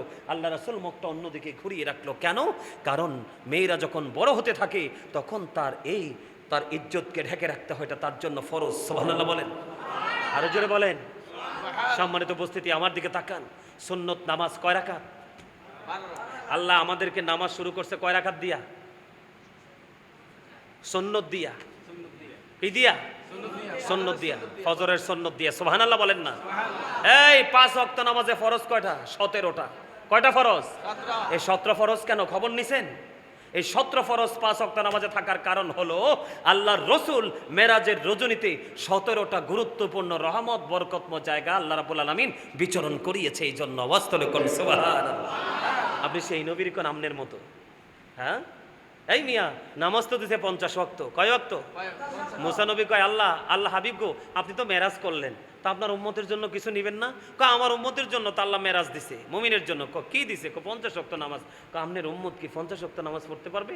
পারবে না। তো আপনি আল্লাহর সাথে গিয়ে কথা বলেন, কথা বলে মাইনাস করে নিয়ে আসেন। যাইতে যাইতে 45 ওয়াক্ত নামাজ মাইনাস করে দিল। কত ওয়াক্ত? 45 ওয়াক্ত। কেমন নবী মনে করছেন? আপনার যদি আজকে 50 ওয়াক্ত নামাজ থাকতো মিয়া, আপনি সলিমউদ্দিনের ফলা কলিমউদ্দিনকে খুঁজে পাওয়া যাইতো না। কথা কয় না কেন? আরো জোরে। ঠিক না বেঠি? আরো জোরে। কি? তা আল্লাহ দিলেন 5 ওয়াক্ত। কয় আল্লাহ কয়, হাবিব আপনারটাও ঠিক, আমি 5 ওয়াক্তই দিলাম, কিন্তু আমি খোদার কথা তো নড়তে পারে না। আপনার উম্মতকে বরাদ্দ দিছি ঠিকই 5 ওয়াক্ত, কিন্তু 5 ওয়াক্ত সঠিকভাবে পড়তে পারলে সওয়াব পাবে 50 ওয়াক্তের। কত নেয়ামত না? আরো জোরে বলেন না। যেটা বলতে চাইছিলাম, আপনি ঘুমের অজুহাত দিয়ে, বিভিন্ন অজুহাত দিয়ে সুন্নাত নামাজ ছেড়ে দিয়ে পরস্পরে চলে যান, আবার আপনি জান্নাতের আশা করেন, আল্লাহর দিদারেরও আশা করেন। বাপ রে বাপ! এত সহজ যদি হইতো তাহলে সব দিবে বেহেশতে যাইতো, শয়তান আর একটাও দুজকে যাইতো না। কথা কয় না কেন? আরো জোরে। আমার দিকে তাকান। কোরআন শরীফের 19 পারা খুলে দেখেন, সূরা শুআরা 88 নম্বর আয়াত। আল্লাহ বলেছেন, ইয়াউমা লা ইয়ানফাউ মালু ওয়ালা বানুন। আপনি আল্লাহ, রসুল, ইবাদত, বন্দিগি, গোলামি ছেড়ে শুধু জিফুতের লেগে সম্পদের পাহাড় গড়তেছেন। আল্লাহ কয়, তুমি দি আস্তা বোকা, তুমি দি কোনো খবরে রাখো না, তুমি নিজের ভবিষ্যৎ কানা করে সন্তানের ভবিষ্যৎ নিয়ে ব্যস্ত আছো, এই জিফুত তো তোমার কাজে লাগতে না। কোরআন শরীফের 19 পারা খেয়াল করেন। কোরআন শরীফের 19 পারা সূরা শুআরা 88 নম্বর আয়াত। আল্লাহ বলেছেন, ইয়াউমা লা ইয়ানফাউ মালু ওয়ালা বানুন। আল্লাহ বলেছেন, কাল হাসরের দিন, ওই দিন তোমার ধন সম্পদ, সন্তান সন্ততি একটাও কাজে লাগবে না। নাউজুবিল্লাহ বলেন না কেন? তবে হ্যাঁ, তুমি যদি সুস্থ হয়ে যেতে পারো, তাহলে তোমার সব নিয়ামত, তোমার এই বাড়িও কাজে লাগবে, তোমার সন্তানও কাজে লাগবে, তোমার ধন সম্পদও কাজে লাগবে, যদি তুমি সুস্থ। সুস্থ কারা? আজকে মৌলভীনগরের মানুষের জন্য সুস্থতা এবং অসুস্থতা, যুদ্ধে বিজয়ী এবং পরাজয়ী মানুষ চেনার উপায় হলো যারা এসেছে আর যারা আসেনি। আমার কথা কয় না কেন? আপনি তো বিশেষ মুহূর্তে তো আপনি মানুষ চিনতে পারবেন। আজকে মৌলভীনগর মানুষের জন্য ছিল আরেকটা ঈদের দিন। কারণ ওলামাই কেরামরা আসবে, আলোচনা করবে, তাদের কথা শুনে শুনে আমরা আমাদের লাইফ স্টাইলকে চেঞ্জ করব। আর কোনো কবরের উপর দিয়ে বা কোনো এলাকার উপর দিয়ে যদি হক্কানি কোনো আশিক রাসূল হেঁটে যায়, আলেম হেঁটে যায়, আল্লাহ কথা দিয়েছে ওই কবর, এই এলাকার কবরবাসীর কবর আযাব মিনিমাম 40 দিন আল্লাহ বন্ধ করে দেয় আলেমের ইজ্জতে। সুবহানাল্লাহ কোন কেন? ইন্নামা ইয়াখশাল্লাহ মিন ইবাদিহিল উলামা।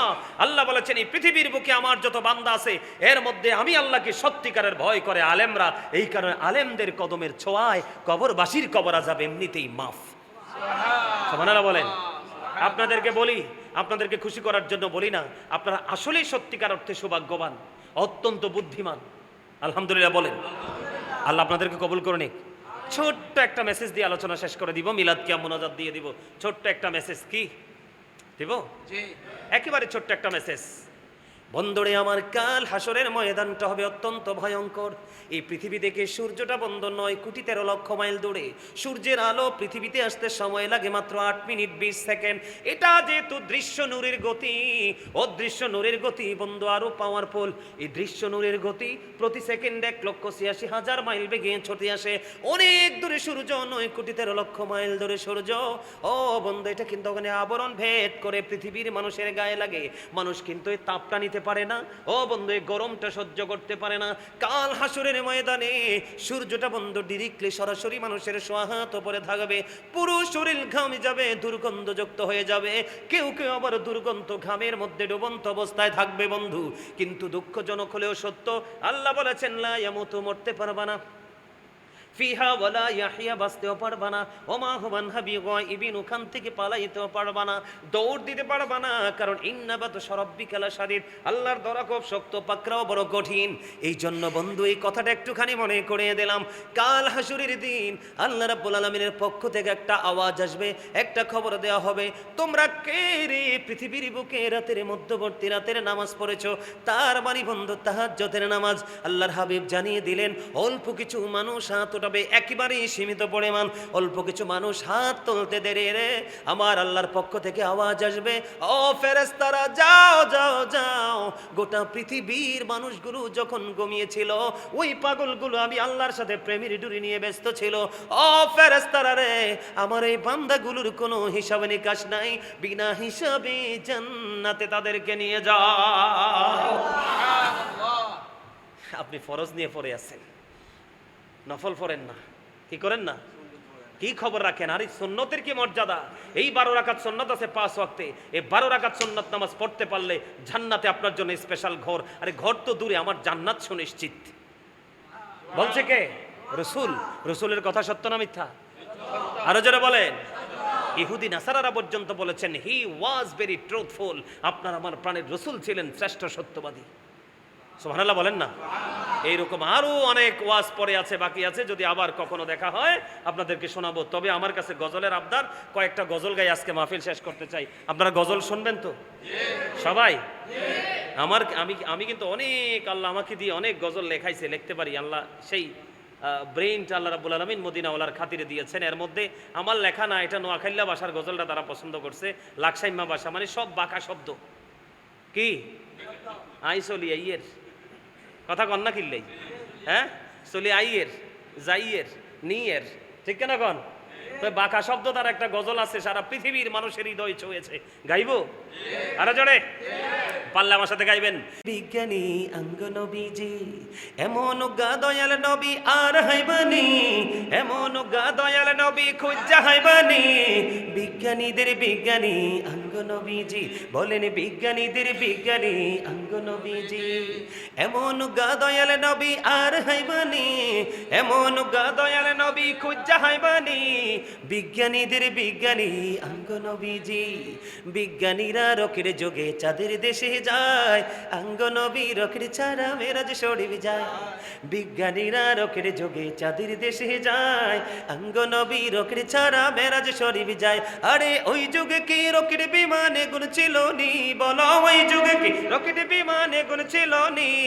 বিজ্ঞানীদের বিজ্ঞানী অঙ্গ নবীজি, আবু বকর সিদ্দিকের সাপে কামড়াইছে, অঙ্গ নবীর থুতু দি বালা হয়ে গেছে।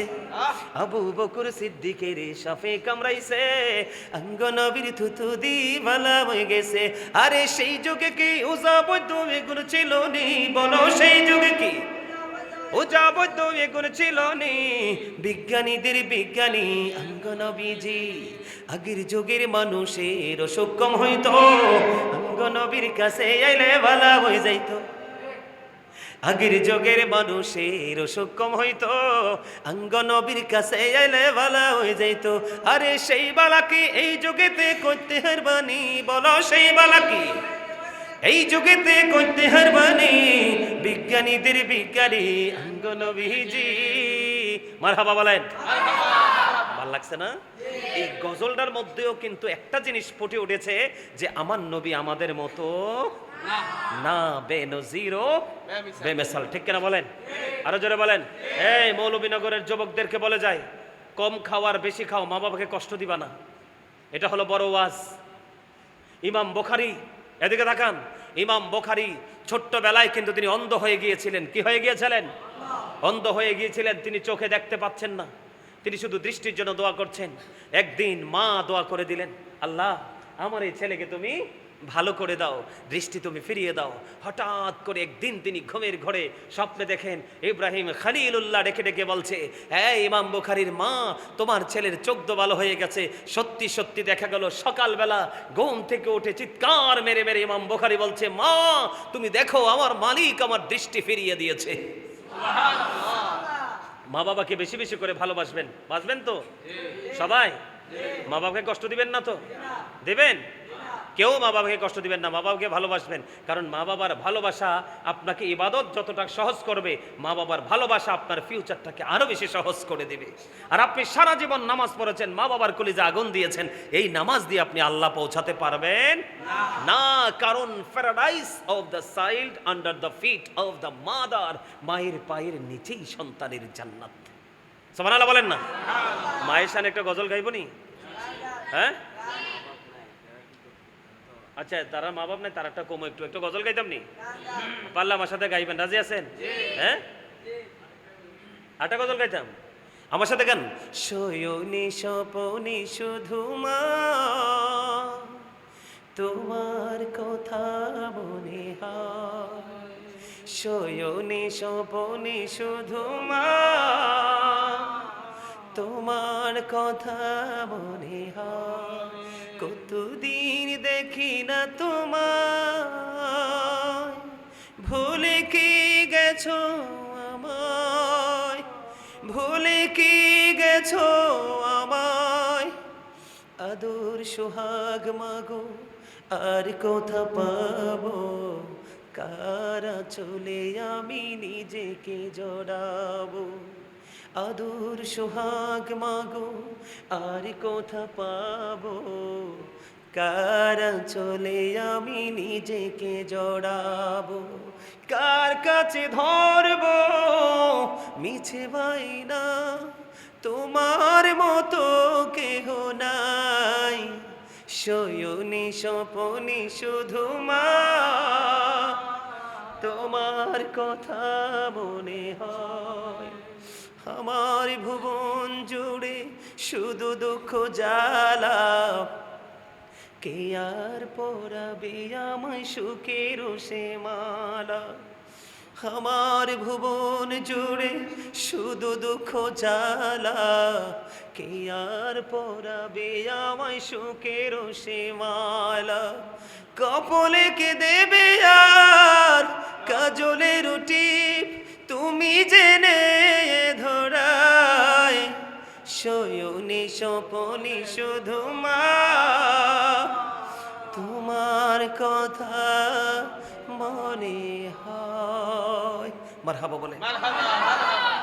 যাদের মা বাবা নাই 5 ওয়াক্ত নামাজ পড়বেন, মা বাবার জন্য কিছু দান সদকা করাবেন, এতিমদেরকে কিছু খাওয়াবেন, এইরকম বছরে মাহফিলের আয়োজন করবেন। এই মাহফিলের আয়োজন করার পরে এমন কিছু পাগল মাহফিলে ছুটে আসবে, শুধু তারা শোনার জন্য প্রস্তুতি নিয়ে আসবে, শুনবে, সারা জীবন তারা আমল করবে, আর এই আমল থেকে পার্সেন্টেজ আকারে আপনার এবং আপনার বাবা মার আমল নামায় সওয়াব ঢুকতেই থাকবে। আর বিশেষ করে প্রত্যেকটা জুম্মার দিনে জুম্মার নামাজ শেষে মা বাবার কবর জিয়ারত করতে যাবেন। সবচেয়ে বেশি খুশি হবে মা বাবার কবরের পাশে গিয়ে যখন দোয়া করবেন। এখন কিন্তু আমাদের দেশে অনেক মোল্লা বেরোইছে, আগামী দিনে আরো বেরো ফতুয়া দিবে, বেদাত, এগুলো শুনবেন, এগুলো ভুল, এগুলো একবারে ধোঁকা, এরার কথা শুনলেই দুনিয়া ধ্বংস। ঠিক কিনা বলেন? আরো জোরে বলেন। এদের কথা শুনলেই কি ধ্বংস? আমরা তাদের কথা মানবো? কথা বলেন না। মনে রাখবেন, তাদের কথা কি হবে? মধুর চেয়ে মিষ্টি। কিন্তু তারা সত্যিকার অর্থে ইসলাম প্রেমিক হবে না। কথা বলেন ঠিক না? ঠিক। আরো জোরে বলেন। 12টা বেজে গেছে, দোয়া কবুলের সময় হয়ে গেছে, আর আলোচনা করি না, এখন মিলাদ কিয়াম শেষ করে দেব। ঠিক কিনা বলেন? আরো জোরে। দুলাভাই কিছু বলবে? তুমি যে তার জন্য চাও, সুবহানাল্লাহ বলেন। আরো জোরে। এই জন্য হিসাব আছে। গজল আরেকটা শুনবেন? গজল, হ্যাঁ, গজল শুনবো? হ্যাঁ, গাইবো? হ্যাঁ, তাহলে আমার লেখা একটা গজল আমি শোনাই, আপনারা পারলে আমার সাথে গাইবেন। রাজি আছেন? এই তো যে সুন্দর নূর নবীজি, নামটি মধুমাখা, তুমি ছাড়া শূন্য জীবন, আমি যে বড় একা। এই তো যে সুন্দর নূর নবীজি, নামটি মধুমাখা, তুমি ছাড়া শূন্য জীবন, আমি যে বড় একা। পথে আছি আমি, বলেন পথে আছি আমি, কবে দিবা দেখা। এই তো যে সুন্দর নূর নবীজি, নামটি মধুমাখা, প্রেমিকী ছিলেন হাবশীর বেলাল, চেহারা তার কালো, হৃদয় জুড়ে ছিল গো রাসূল, তোমার প্রেমের আলো। বলেন প্রেমিকী ছিলেন হাবশীর বেলাল, চেহারা তার কালো, হৃদয় জুড়ে ছিল গো রাসূল, তোমার প্রেমের আলো। নবীর প্রেমের ইতিহাসে, বলেন নবীর প্রেমের ইতিহাসে, এই নামটি আছে লেখা। এতো যে সুন্দর নূর নবীজি, নামটি মধুমাখা। মারহাবা বলেন না। পুরোটা গাওয়া, সেটা আমার লেখা, আমার সুর। আমি রাত্র প্রায় 2:30 থেকে 3টা বাজে গজলটা লিখেছিলাম। লিখতে চেয়ে দেখি আমার 2 চোখ পানিতে ভরে গেছে। কেন জানেন? মুসা নবীর সাথে যিনি বন্ধু হয়ে জান্নাতে যাবে, ওই লোকটাও ছিল সবচেয়ে বেশি কালো। সুবহানাল্লাহ কন্যা কিনলে। পৃথিবীতে যত ভালো মনের মানুষ খুঁজে পাবেন, কালো মানুষ এবং শ্যামলা মানুষ। হযরতে হাবশীর বেলালও ছিলেন কালো। এই বেলাল এখনো পৃথিবীতে সশরীরে জিন্দা। রাসূল মেরাজে গিয়ে জান্নাতের মধ্যে চেয়ে দেখলেন হাবশীর বেলালের কদমের ছাপ। আমার সুবহানাল্লাহ বলবেন না? বেলাল এখনো মরে নাই, এখনো সশরীরে পৃথিবীতে জিন্দা। কিন্তু নবীজি মেরাজে গিয়ে জান্নাতে গিয়ে দেখলেন হযরতে বেলালের কদমের ছাপ। কেমন প্রেমিক ছিলেন! এই জন্য বেলালের প্রেম নিয়ে গজলটা লিখছিলাম। এটা যদি নির্জনে অবসর সময় অনলাইন থেকে পুরোটা গাওয়া আছে, শোনেন, চোখের পানি ধরে রাখতে পারবে না নবীর প্রেমিকরা।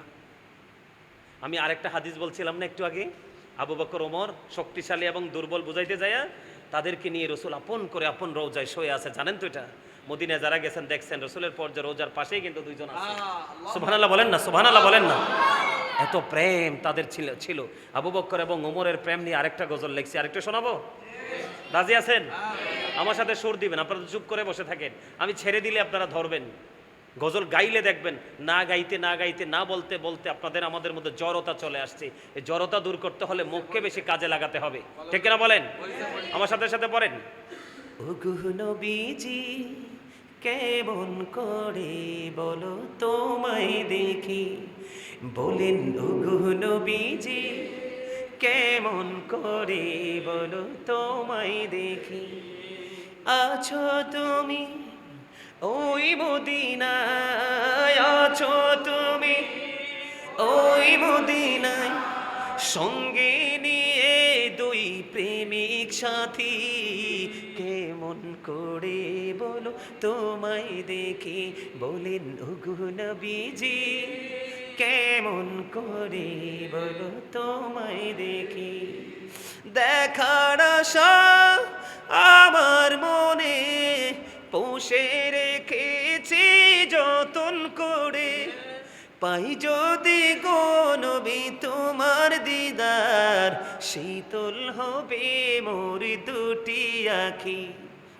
কেমন করে বলো তোমায় দেখি, বলেন ওগো নবীজি কেমন করে বলো তোমায় দেখি, দেখার আশা আমার মনে পুষে রেখেছি যতন করে, পাই যদি গো নবী তোমার দিদার, শীতল হবে মোর দুটি আখি, কেমন করে বলো তোমায় দেখি। মারহাবা কর না। আবু বকর ওমর আমার প্রাণের রাসূলকে দেখছে না? এইটাও কিন্তু অনেক লম্বা, অনলাইন থেকে শুনবেন, অনেক মজা পাবেন। আল্লাহ আমাদেরকে কবুল করেন, জোরে বলেন আমিন, আরো জোরে বলেন আমিন, আরো জোরে বলেন আমিন। আল্লাহ এই আশিকদেরকে পাগলদেরকে এসেছে খালি, তুমি কাউকে খালি দিও না, জোরে বলেন আমিন, আর একটু মহব্বতে বলেন আমিন। সম্মানিত উপস্থিতি, আলোচনা কি কি? আপনার কবরে যাওয়ার পরে কিন্তু প্রশ্নগুলো আকীদারই হবে।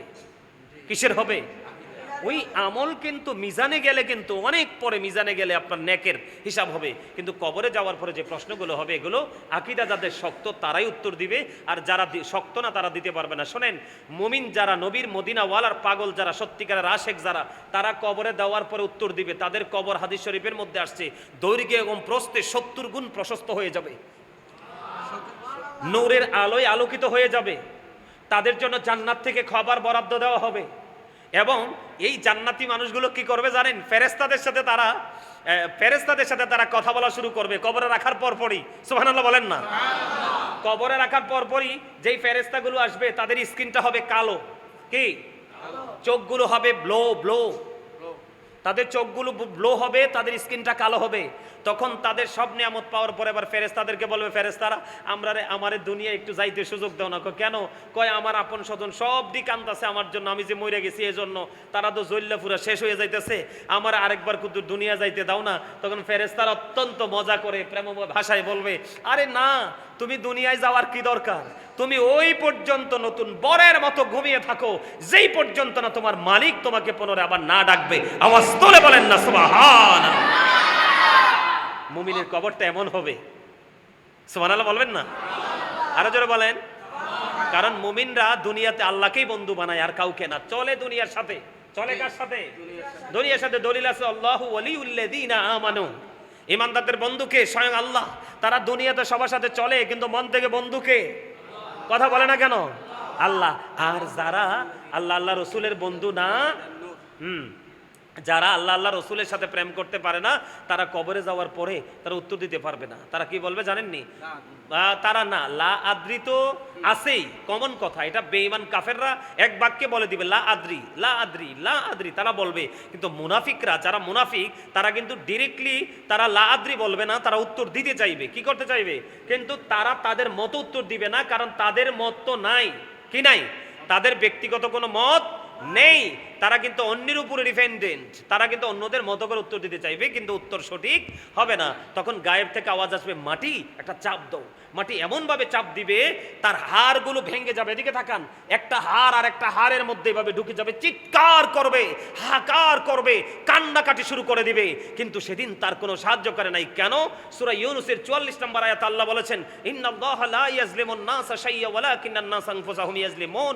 আল্লাহ বলেছেন, আল্লাহ বান্দার উপর জুলুম করে না, বান্দা নিজেই নিজের উপর জুলুম করে। আল্লাহ বলেছেন, আল্লাহু লা ইউহিব্বুজ জালিমিন, যারা জালেম অত্যাচারী, আল্লাহ বলেছেন তাদেরকে আল্লাহ রাব্বুল আলামিন পছন্দ করে না, ভালোবাসে না। তারা যখন বিপদে পড়ে যাবে, আল্লাহ বলেছেন, ওমা লিজ জালিমিনা মিন আনসার, তারা যখন বিপদে পড়ে যাবে তাদের জন্য আল্লাহ কোনো সাহায্যকারীও রাখে না। তাহলে বলেন তো কেমন বিপদ, কি হয়ে যাবে? কঠিন বিপদ। মাটি চাপবে, ভেঙে যাবে, হাড়গোড় একত্রিত হয়ে যাবে, মরতেও পারবে না, বাঁচতেও পারবে না, এখান থেকে পালাতেও পারবে না, কোনো সাহায্যকারীও পাবে না। এই ভয়ঙ্কর বিপদ থেকে বাঁচতে হলে মদিনাওয়ালার প্রেমের কোনো বিকল্প নেই। আর মদিনাওয়ালার কাছে যেতে হলে এই বর্তমান প্রজন্মে হক্কানি আলেম এবং আল্লাহর ওলিদের কোনো বিকল্প নেই। সম্মানিত উপস্থিতি, এতক্ষণ পর্যন্ত আমরা যে আলোচনা করেছি, আল্লাহ যেন আমাদেরকে সে আলোচনার উপর ভিত্তি করে আমল করার তৌফিক দান করে, এবং যে এলেম এখনো অর্জন করতে পারিনি সেই এলেম অর্জন করার জন্য আল্লাহ রাব্বুল আলামিন আমাদেরকে সহজ রাস্তা খুঁজে বের করে দেয়, সেই প্রত্যাশা ব্যক্ত করে আজকের মতো আমার আলোচনা এখানেই সমাপ্ত করছি। আখিরি দাওয়ানা আনিল হামদুলিল্লাহি রাব্বিল আলামিন। আল্লাহ আল্লাহ আল্লাহ লা ইলাহা ইল্লাহ। মনটাই আমার চাই যে শুধু যেতে মদিনায়, এই রে মনটাই আমার চাই যে শুধু যেতে মদিনায়। এই রে ও বুঝি মনে রে বোঝাই যত, সে তো বোঝে না নবীজি। আল্লাহ আল্লাহ, হ্যাঁ মুহাম্মদে আল্লাহ আল্লাহ আল্লাহ আল্লাহ লা ইলাহা ইল্লাহ। না জানি তো বাইতে নৌকা, না জানি সাঁতার, না জানি তো বাইতে নৌকা, না জানি সাঁতার, দয়া করে পার করিও জাহান্নাম মাজার নবীজি। আল্লাহ আল্লাহ লা ইলাহা ইল্লাল্লাহ। আল্লাহ আল্লাহ লা ইলাহা ইল্লাল্লাহ। সশরীরে জিন্দা নবীজি সোনার মদিনায়, আসুন সবাই দাঁড়াইয়া সালাম জানাই নবীজি। আল্লাহ আল্লাহ আল্লাহ লা ইলাহা ইল্লাল্লাহ। ইয়া নবী সালাম, ইয়া রাসূল সালাম আলাইকা, ইয়া হাবিব সালাম আলাইকা, সালাওয়াতুল্লাহ নবী গো মদিনা হইতে সব কিছুই পারেন দেখিতে, মোদের লাশ কবরে রাখিবে নয়ন গো আপন কোলে। ইয়া নবী সালাম আলাইকা, ইয়া রাসূল সালাম আলাইকা, ইয়া হাবিব সালাম আলাইকা, সালাওয়াতুল্লাহ আলাইকা। মুস্তাফা জানে রহমত পেলা को सलाम, शम्ए बज में हिदायत पेला को सलाम, शमसुल आजम इमाम तो का उन्नों का जलवाए शान कुदरत पेला को सलाम, मुस्तफा जाने रहमत पेला को सलाम, शम्ए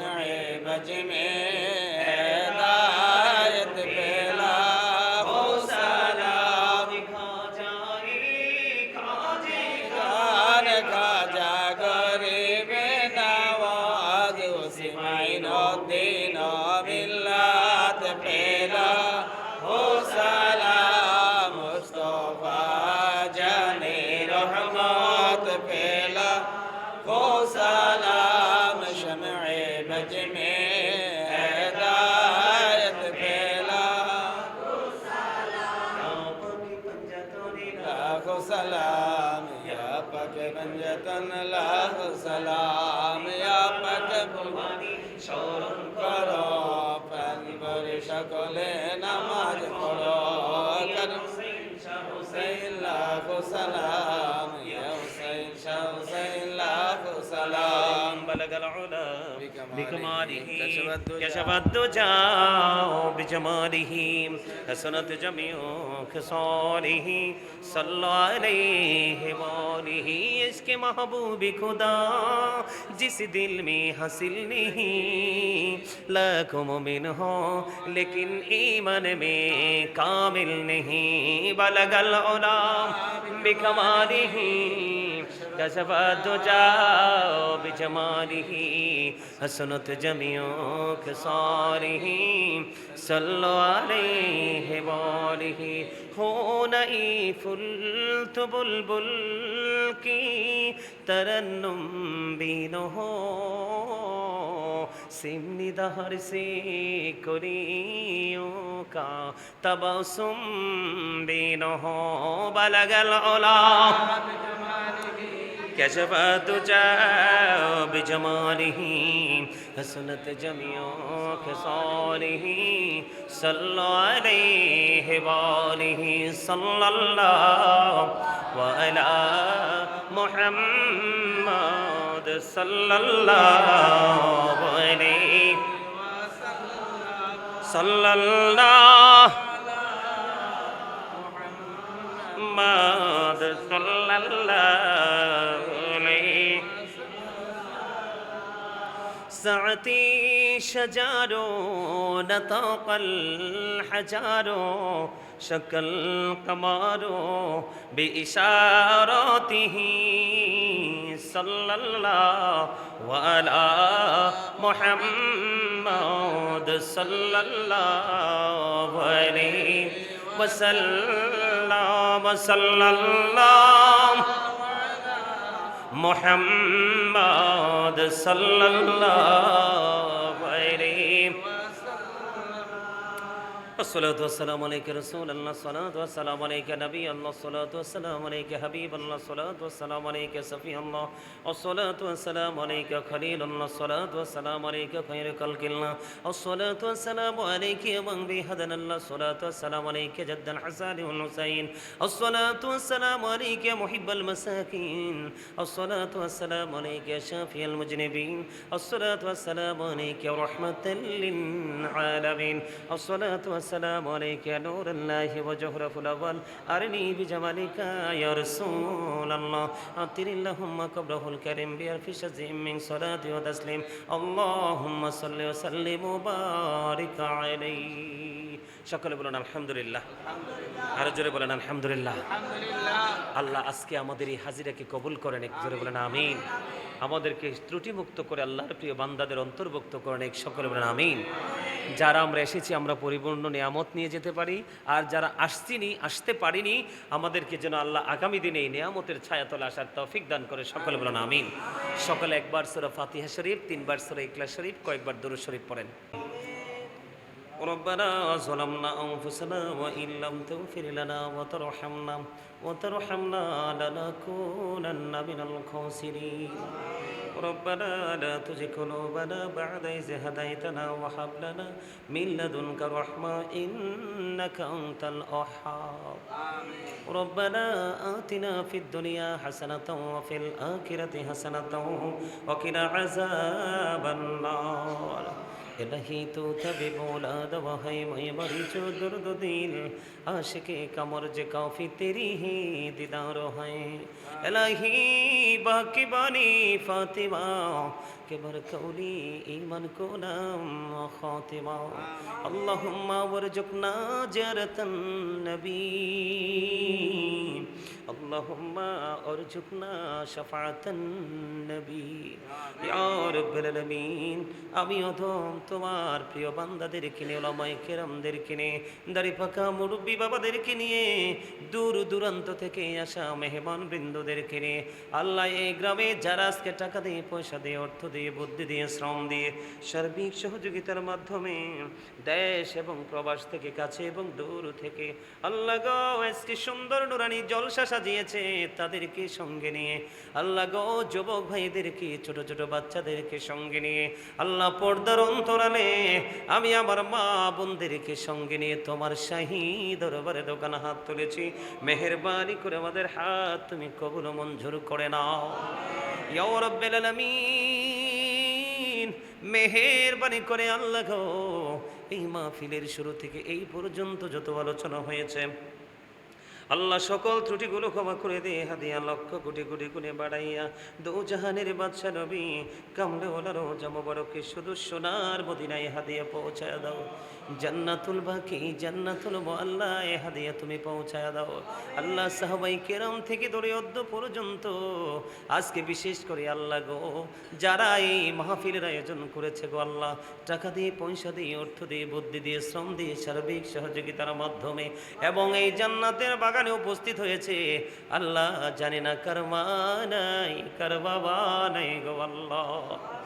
ওগো মালিক, যাদের মা নাই, বাবা নাই, কারো মা আছে, বাবা নাই, বাবা আছে, মা নাই, এমন সন্তান যারা হাত তুলেছে এবং দেশ বিদেশ থেকে মাহফিলে অংশগ্রহণ করেছে আল্লাহ, তাদের মা বাবার কবরে হাদিয়া তুমি পৌঁছায়া দাও। তাদের কবরগুলো জান্নাতের টুকরা করে দাও।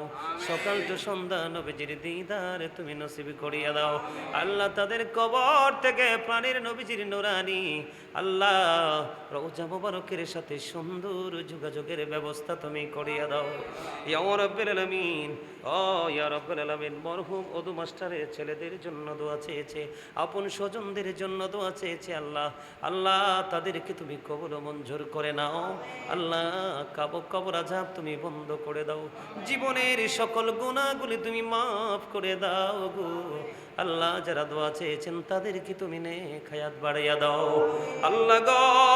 তাদের আপন স্বজন যারা এই দুনিয়া থেকে চলে গেল, শয়তানের ধোকায় পড়ে অপরাধ করলো গো আল্লাহ, আমরা এখানে কত মানুষ হাত তুলেছি গো আল্লাহ, কবরবাসীর মতো অসহায় আর কেউ নাই ইয়া রাব্বাল আলামিন। তাদের কবরবাসীর কবর আযাব কিয়ামত পর্যন্ত বন্ধ করে দাও আল্লাহ।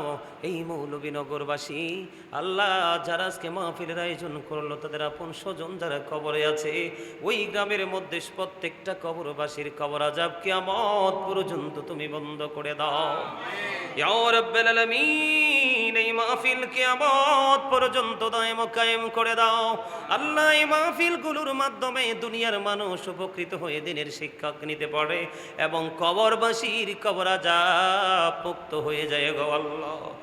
আল্লাহ গো ইয়া রাব্বাল আলামিন, বিশেষ করে আল্লাহ কয়েকদিন আগে মরহুম নাসির ভাই চলে গেল আল্লাহ, ওনার কবরটাকে তুমি জান্নাতের টুকরা করে দাও আল্লাহ। মরহুম তোফাজ্জল হোসেন চৌধুরী সাহেব কবর, ওনার কবরটাকে জান্নাতের টুকরা তুমি করে দাও ইয়া রাব্বাল আলামিন। বিশেষ করে এই মৌলভীনগরের প্রত্যেকটা ঘরে ঘরে তোমার খাস রহমত তুমি বর্ষণ করে দাও আল্লাহ।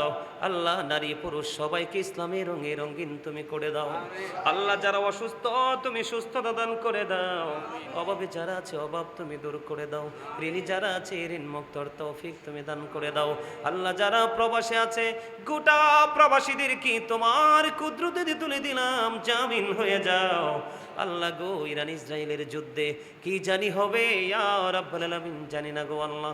আল্লাহ ইরানকে এমন শক্তি তুমি বাড়িয়ে দাও, ওই শক্তির গেরা কোলে পড়ে যেন আল্লাহ ইহুদিরা চিরতরে যেন যুদ্ধ থেকে হাত গুটিয়ে নিতে পারে আল্লাহ। বিশেষ করে ইরান যে যে দেশগুলোতে আল্লাহ পশ্চিমাদের ঘাঁটিতে হামলা করছে ইয়া রাব্বাল আলামিন, ওই এলাকাতে আমার যে ইমানদার মুসলমান ভাই বাবার আছে আল্লাহ, সবাইকে তুমি হেফাজত করে নাও। বিশেষ করে মৌলভীনগরবাসীকে তুমি হেফাজত করে নাও আল্লাহ গো মেহেরবানি করে যারা পড়াশোনা করছে জ্ঞান শক্তি বাড়িয়ে দাও। আল্লাহ আমার বাগিনা সিফাত সে পড়াশোনা করছে তার ব্রেনটাকে অনেক প্রসারিত করে দাও। আল্লাহ গো আপাকে দুলাভাইকে তাদের সবাইকে আল্লাহ, আল্লাহ গো তালুই মা ওই দুনিয়াতে কেউ নেই। আল্লাহ রশিদ ভাই আমাকে এত বেশি ভালোবাসতেন গো আল্লাহ। দুলাভাইয়ের আরও যে ভাইয়ের আছে ইয়া রব্বাল আলামিন আমাকে ছোট ভাইয়ের মতো আদর করতেন। আল্লাহ তাদের কবর ওটাকে তুমি জান্নাত বানিয়ে দাও। আল্লাহ গো মেহেরবানি করে ইয়া রাব্বাল আলামিন বিশেষ করে আবার পাশে বসে আছে মসজিদের ইমাম সাহেব। আল্লাহ আমার আপার কাছ থেকে শুনেছি ইমাম সাহেবের বিবি অসুস্থ, দোয়া চেয়েছেন গো আল্লাহ। আজকে আবার হুজুর দোয়া চাইলেন ওনার বিবিকে তুমি পরিপূর্ণ সুস্থতা দান করে দাও। আল্লাহ ওনার বিবিকে সুস্থ করে দিও, ওনাকে পরিপূর্ণ মানসিক শান্তি তুমি দান করে দাও। ইয়া রাব্বাল আলামিন পাবের অসুস্থ তাকে তুমি সুস্থতা দান করে দাও। আল্লাহ গো এমনি করে করে ইকরাম ভাই অসুস্থ তাকে তুমি সুস্থতা দান করে দাও। আল্লাহ মিজানের বাচ্চাটা অসুস্থ তাকে তুমি সুস্থতা দান করে দাও। আল্লাহ গোটা পৃথিবীর বুকে আমেরিকাতে লন্ডনে গোটা পৃথিবীর বুকে অসংখ্য ভক্তবৃন্দ দোয়ার প্রার্থী সবাইকে তুমি কবুল করে নাও। যারা যে অসুবিধা আছে সব অসুবিধা তুমি মিটিয়ে দাও।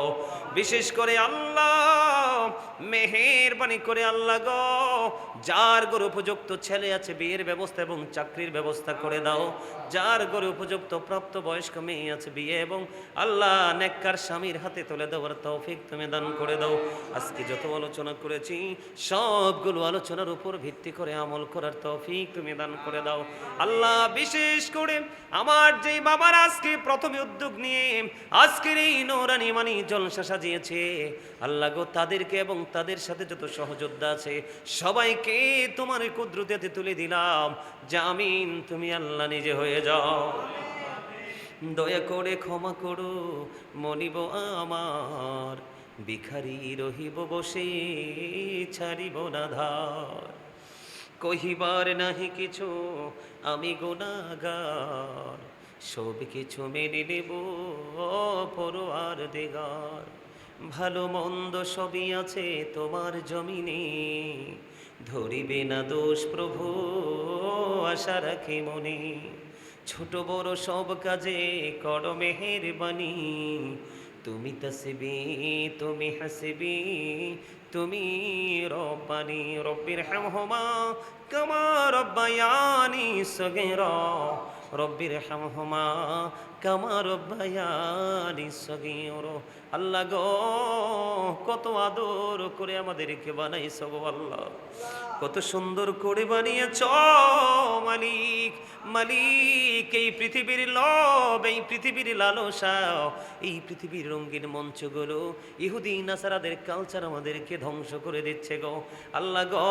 যেমন সুন্দর হয়ে এসেছি তেমন সুন্দর হয়ে যেন তোমার কাছে হাজিরা দিতে পারি সেই তৌফিক তুমি দান করে দাও। আল্লাহ সকল নোংরামি আমাদের হৃদয় থেকে তুমি ধুয়ে মুছে পরিষ্কার করে দাও। আল্লাহ 5 ওয়াক্ত নামাজ পড়ার তৌফিক দান করে দাও। হালাল পথে রোজগার করার তৌফিক তুমি দান করে দাও। যেই পথে চললে তুমি খুশি, তোমার হাবিব খুশি, সেই পথে চলার তৌফিক তুমি দান করে দাও। আল্লাহ জালিমের জুলুম, কাফিরের কুফর, ফাসিকের ফিতনা, নিন্দুকের নিন্দা থেকে পরিপূর্ণ হেফাজত তুমি করে দাও। আদর করে বান্দা তুমি দয়াল বানায়া,